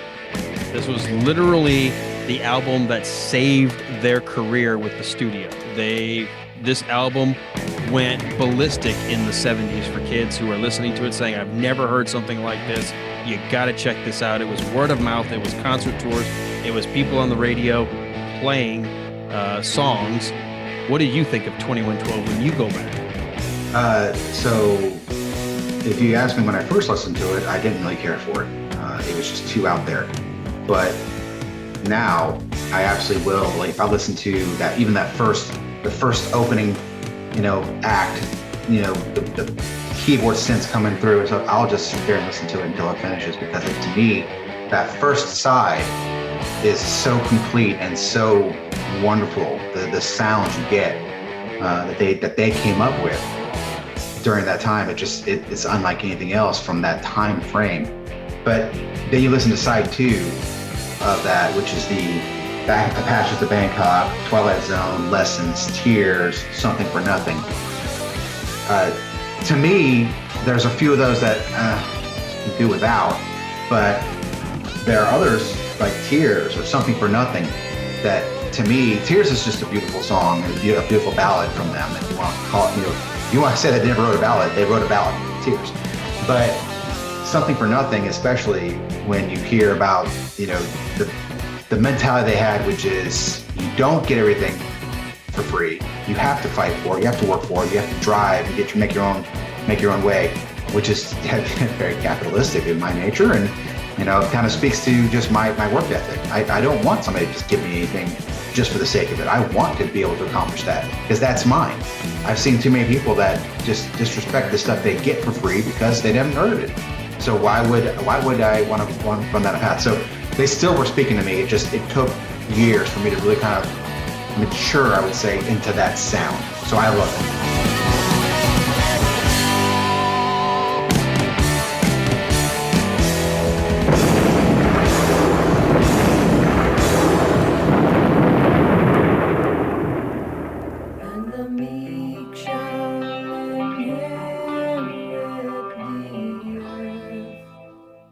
All right.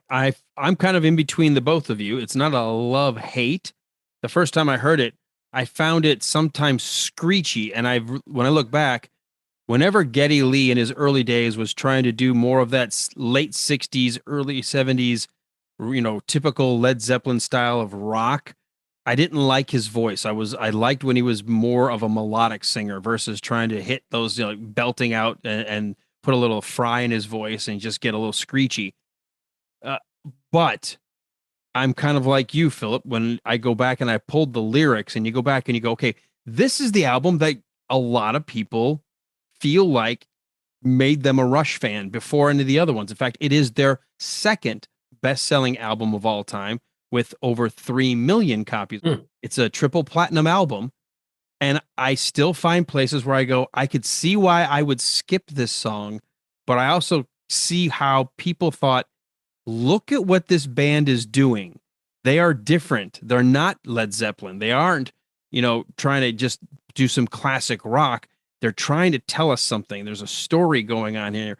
And then once you're pulled in with the first side, when you've got that, the whole 20 minutes of hearing this story of some place that's outlawed music, you're just hooked.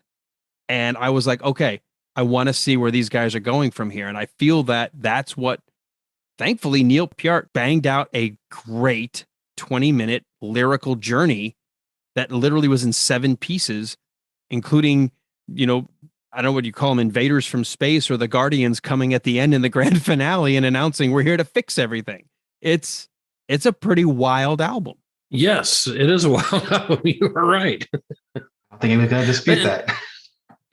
Well, and it shows, who could write an album about that?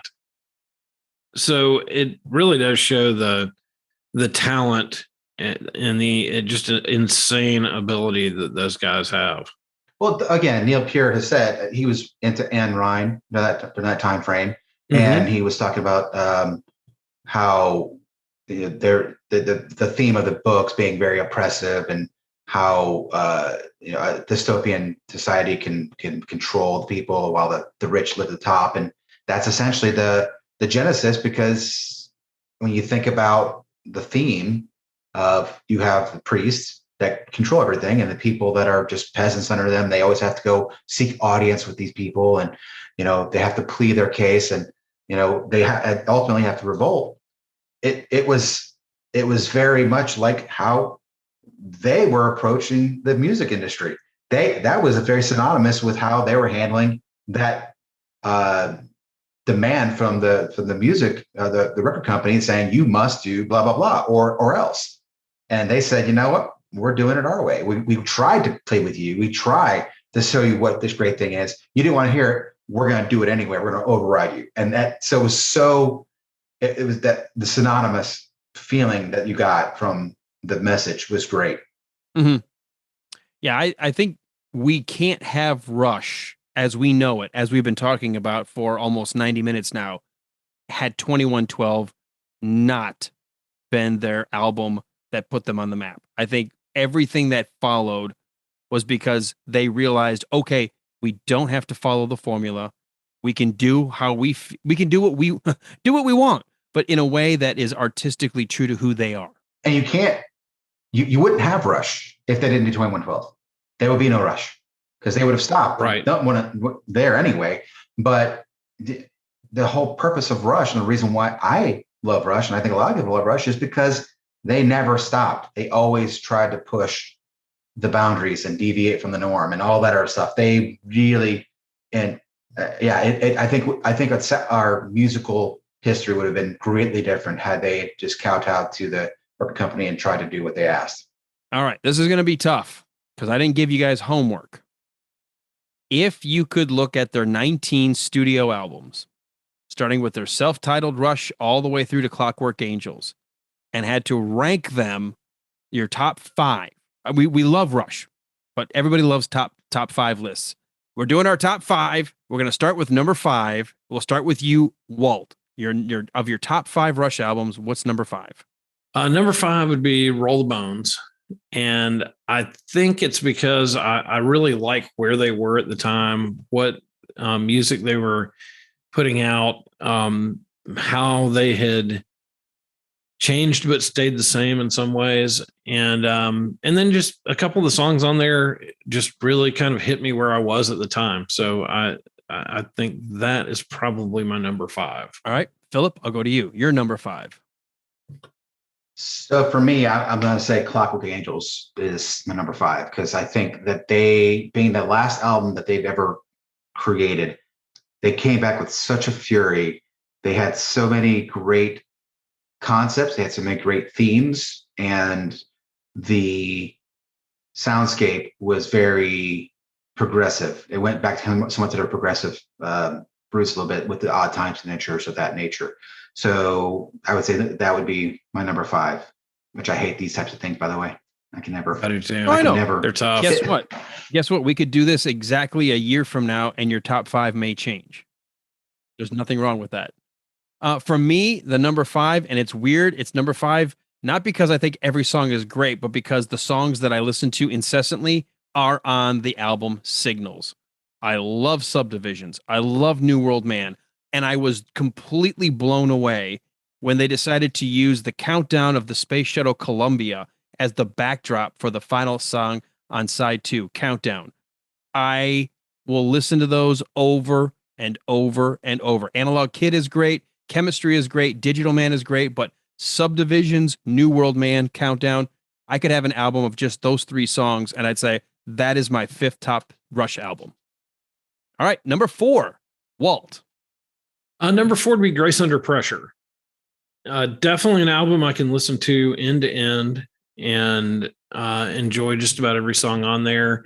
Also, the song Distant Early Warning, I think was a great song, particularly for that time. Good message. And Kid Gloves also, I think a underrated song of theirs. So end to end, that is a solid album.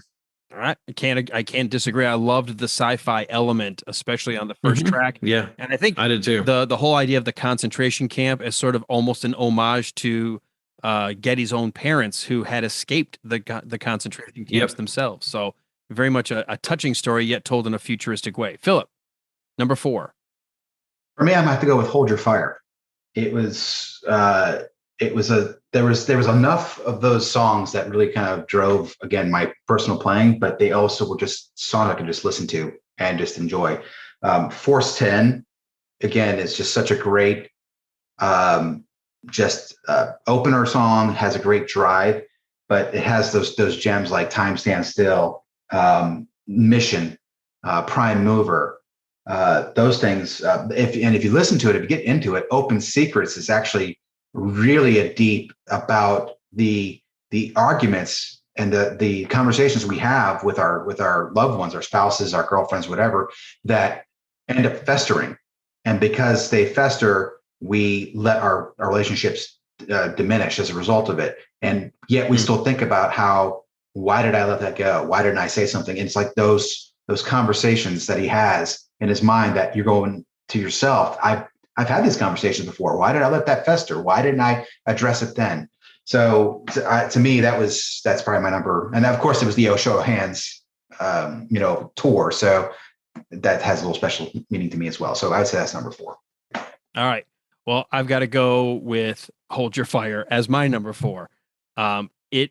For me, the song Time Stands Still is going to be one of the all-time greatest Rush songs.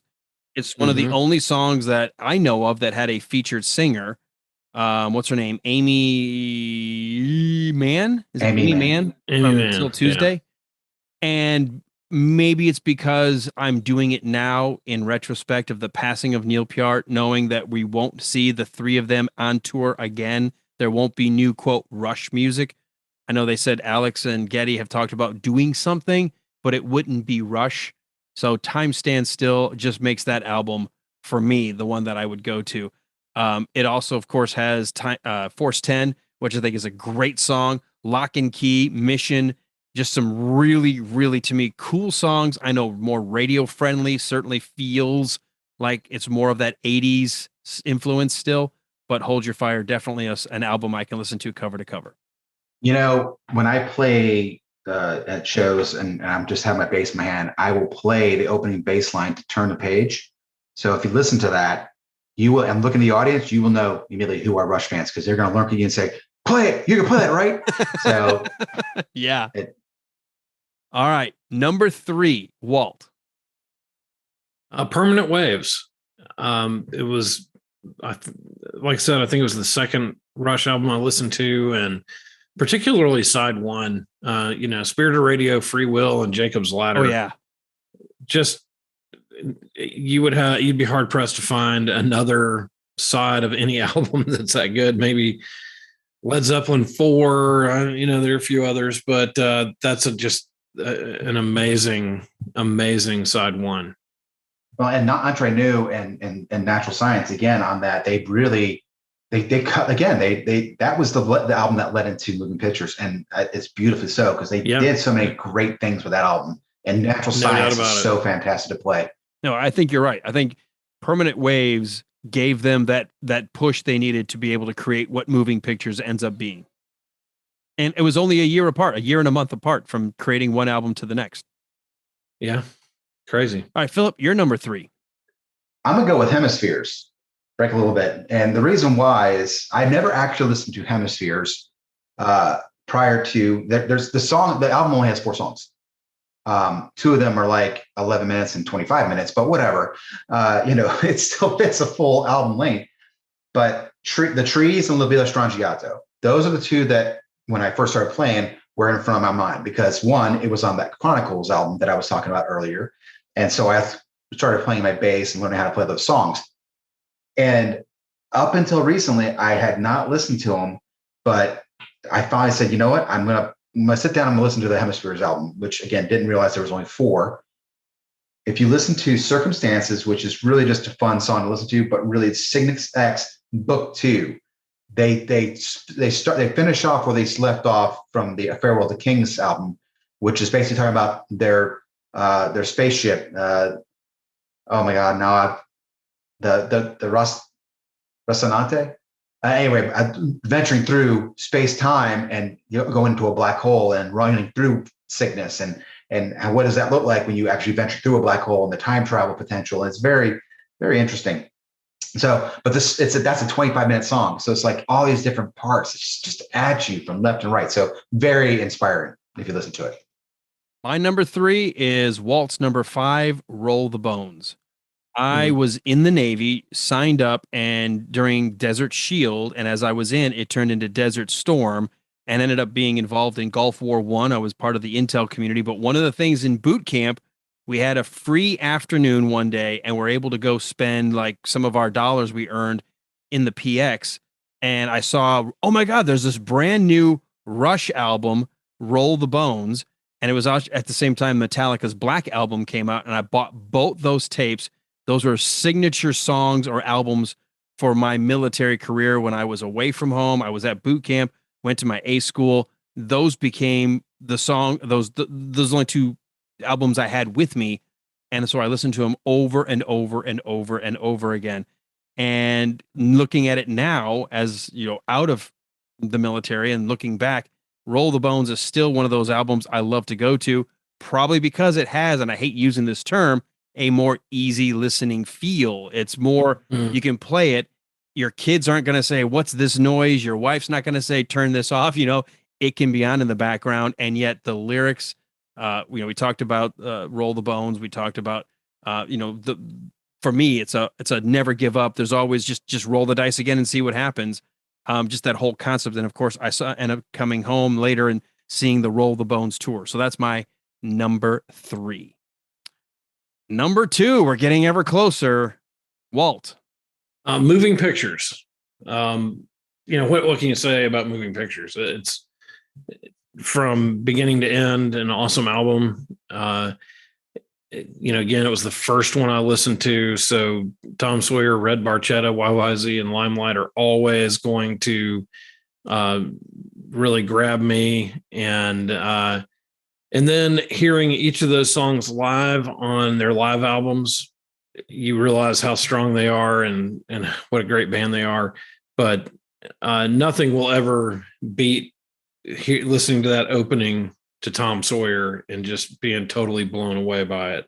And it holds up too. I think if you released those songs new today, it would have a massive audience that appreciated every one of them. All right, Philip, you're number 2.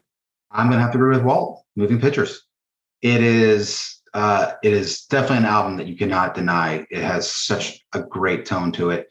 It is definitely the first 4 songs you can play back to back to back to back. In fact, one of the bands I played in did Moving Pictures, the first side, Tom Sawyer, Red Barchetta, YYZ, Limelight, just straight through.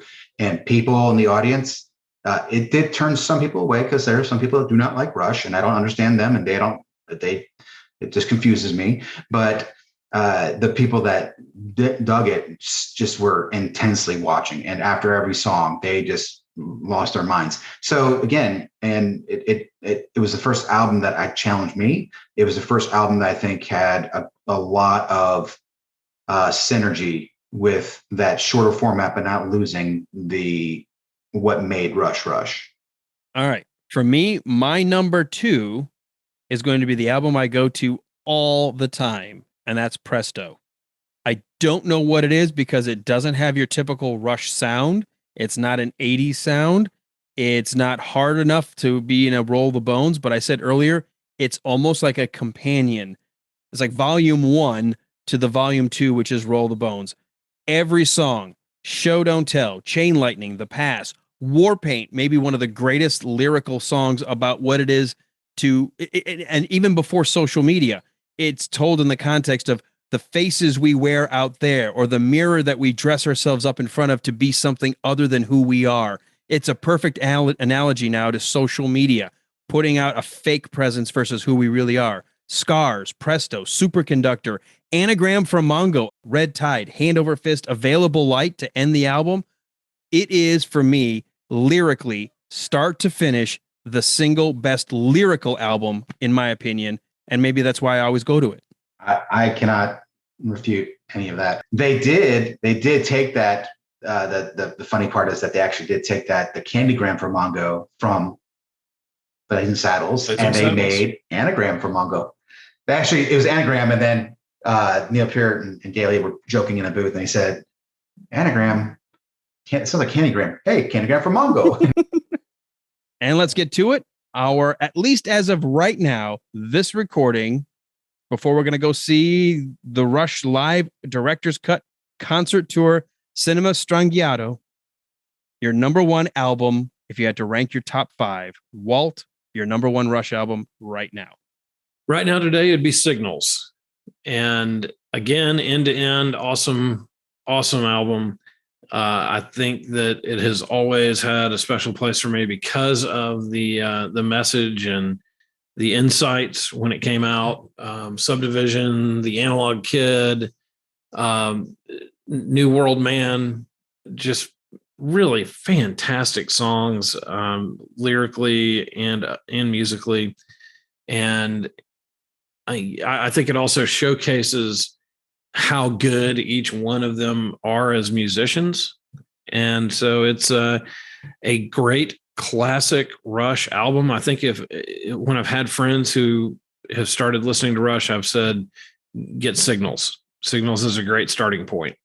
And so I think right this second, that would be my number 1 album. Philip, and honestly, and just to counter that, Losing It is such a great song to listen to and to put yourself in the mindset of an artist that was on top of their game and having to deal with the fact that they're now living their past. And honestly, if you've seen the biography of Val Kilmer, that's on Amazon Prime right now, it's almost like the exact same thing where it was like all he's trying to make it through in his current state, and he hates the fact that all he can do is acknowledge his past, and that past is all that's keeping him going. He doesn't have any future now. It's just it's almost a very dark and sad way an artist kind of just approaches the end of their gift or their talent.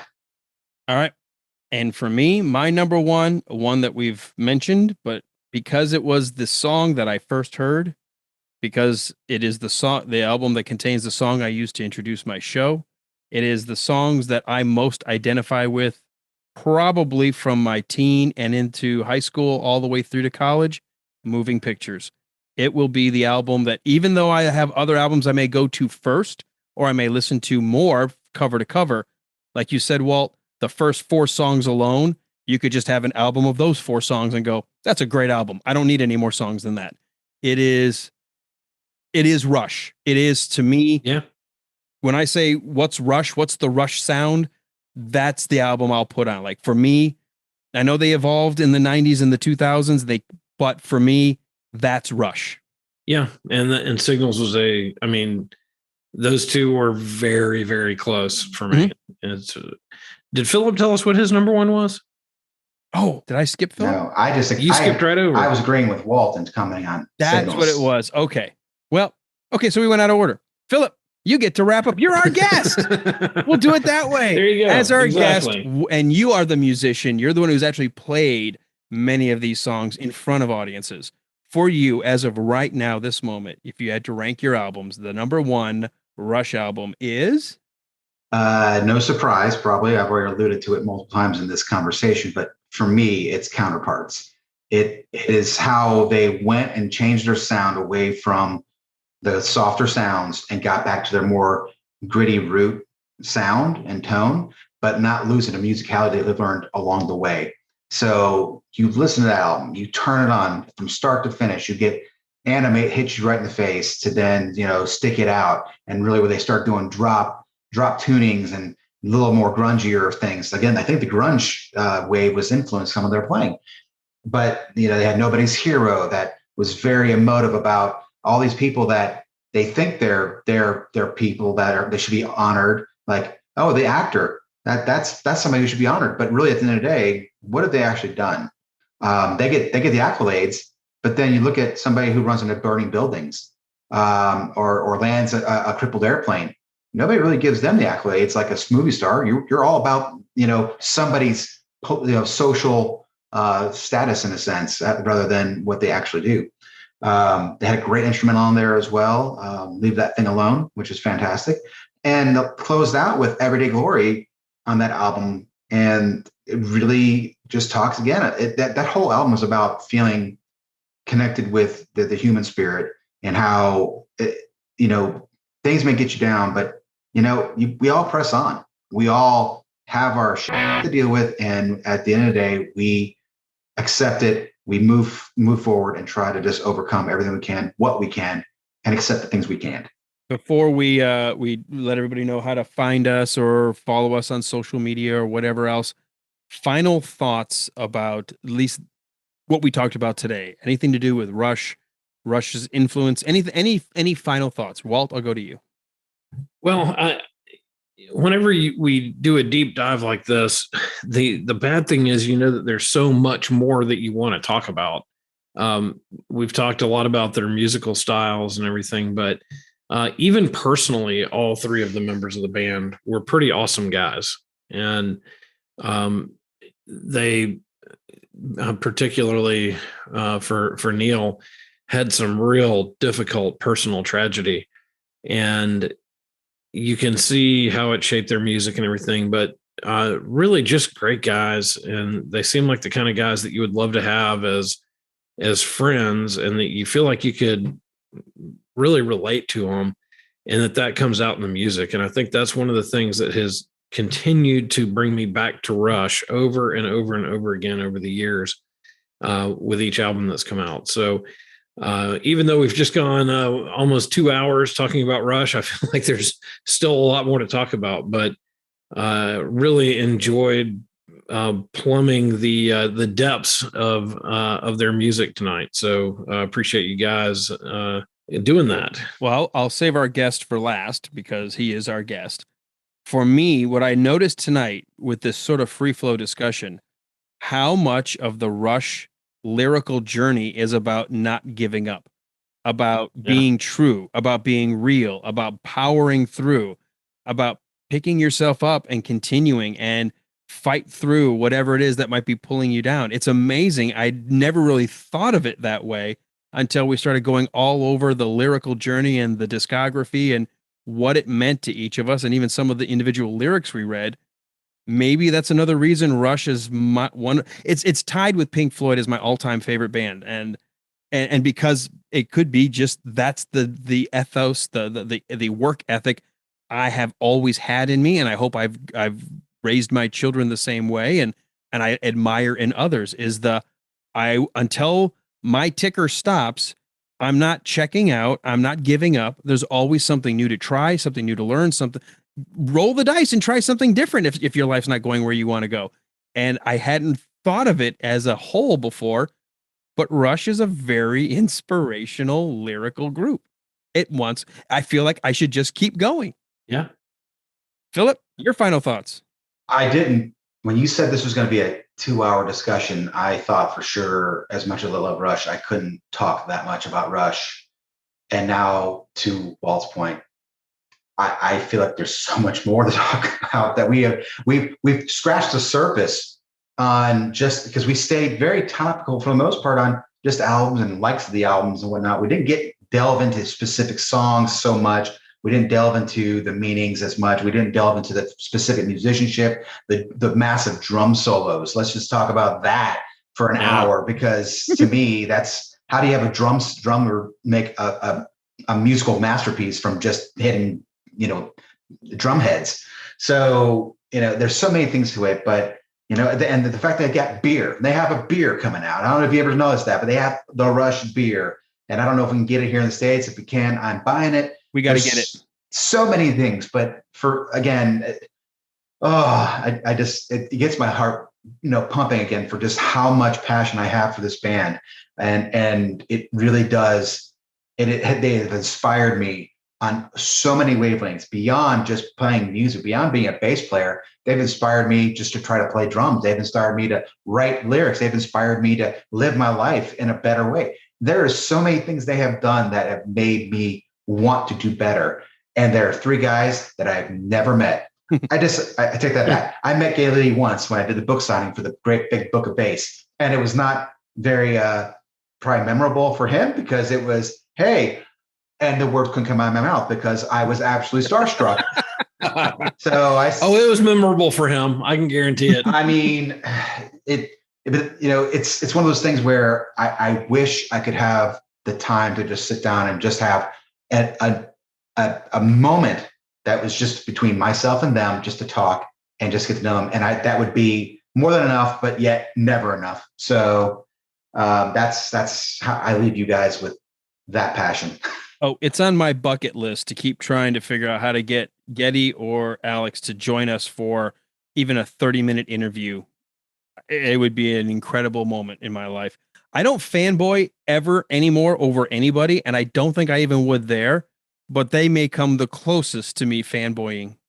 That would maybe the closest. Yeah. So, all right, Philip, for folks who don't know anything really more about you, other than I've said you're a musician, you've played, where can people, especially in the Atlanta metro or North Georgia area, where can they learn more about where you're playing, or follow you maybe on a public social media or wherever to learn a little bit more about maybe coming and seeing you live? Yeah, so I have a public Facebook page. Thanks to your advisement, Alan, I decided to not accept all the direct profile requests. So now you can just come see me on Facebook. I am facebook.com/Philip Sanders bassist, Philip with 1 L. And that's where I typically post where I'm doing my gigs with the various bands. I do have multiple bands I'm in. Flannel Nation is one of them here in Atlanta, and Priest of the Iron Reich is the other one. And then I fill in for a couple others, Wicked and Pit Boss, every now and then. But if you like the 90s music and you're here in the Atlanta area, Flannel Nation is the band to go see. We really reproduce a lot of the sounds that came from the 90s as true as possible to form. And then Priest of the Iron Reich is, again, if you're a metalhead and you like Judas Priest, you like Queensryche, you like Iron Maiden, you like Dio, and things, Dokken, things of that nature, you really want to check these guys out, because we do the songs that again, as a bass player, when I first started out, I couldn't dare try to touch any of it. Now I'm playing it, and it's nostalgic in a sense. So definitely come check us out if you can. Hit me up on Facebook and we can have a chat if you are interested. All right, Walt, for people that saw the Rush moniker, heard us go, wait a minute, these guys are going to talk about music? What the heck? How do they learn a little bit more about our show? Well, the best way to find out about us is to go to our website, which is thewilderride.com. You will see there that we have broken down a couple of Gene Wilder movies 1 minute at a time.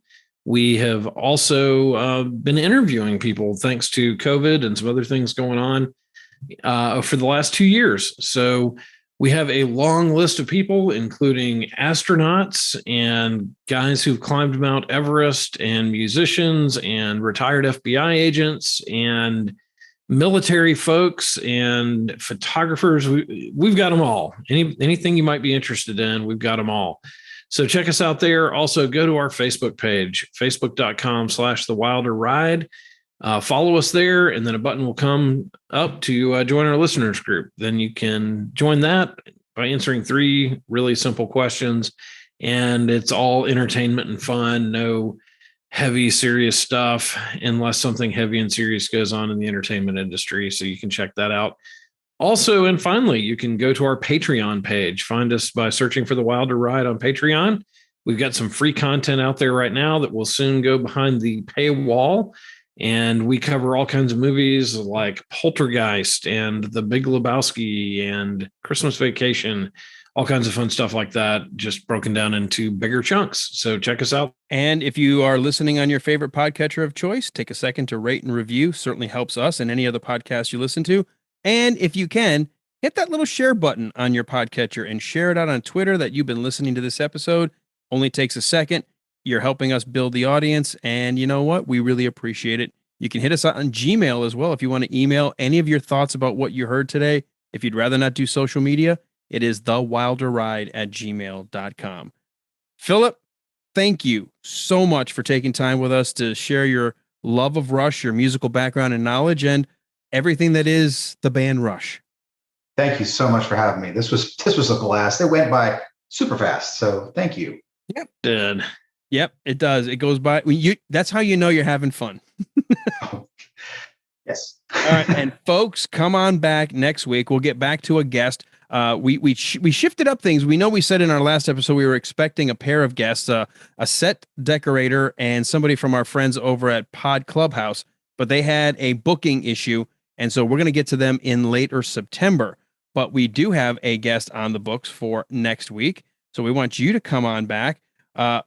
Walt, you have somebody who actually was an actress playing an alien in The Mandalorian. Misty Rosas is going to be joining us. And that's thanks to Amanda, who came on a few weeks ago. And, she has made her way through Hollywood pretty well the last couple of years, and she put us in touch. It's going to be exciting. I mean, this is a main character from The Mandalorian joining us. So that's going to be exciting. One might say she's the embodiment of I have spoken. Yes. Yes, she does. All right. And to learn more about that, you'll have to come back next week for another edition of The Wilder Ride Listener's Lounge.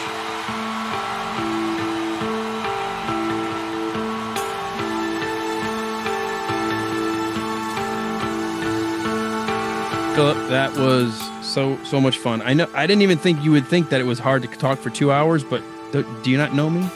I mean, I know you. I also know me, and I don't like talking. I'm not a talker, so I try to keep everything very brief and succinct.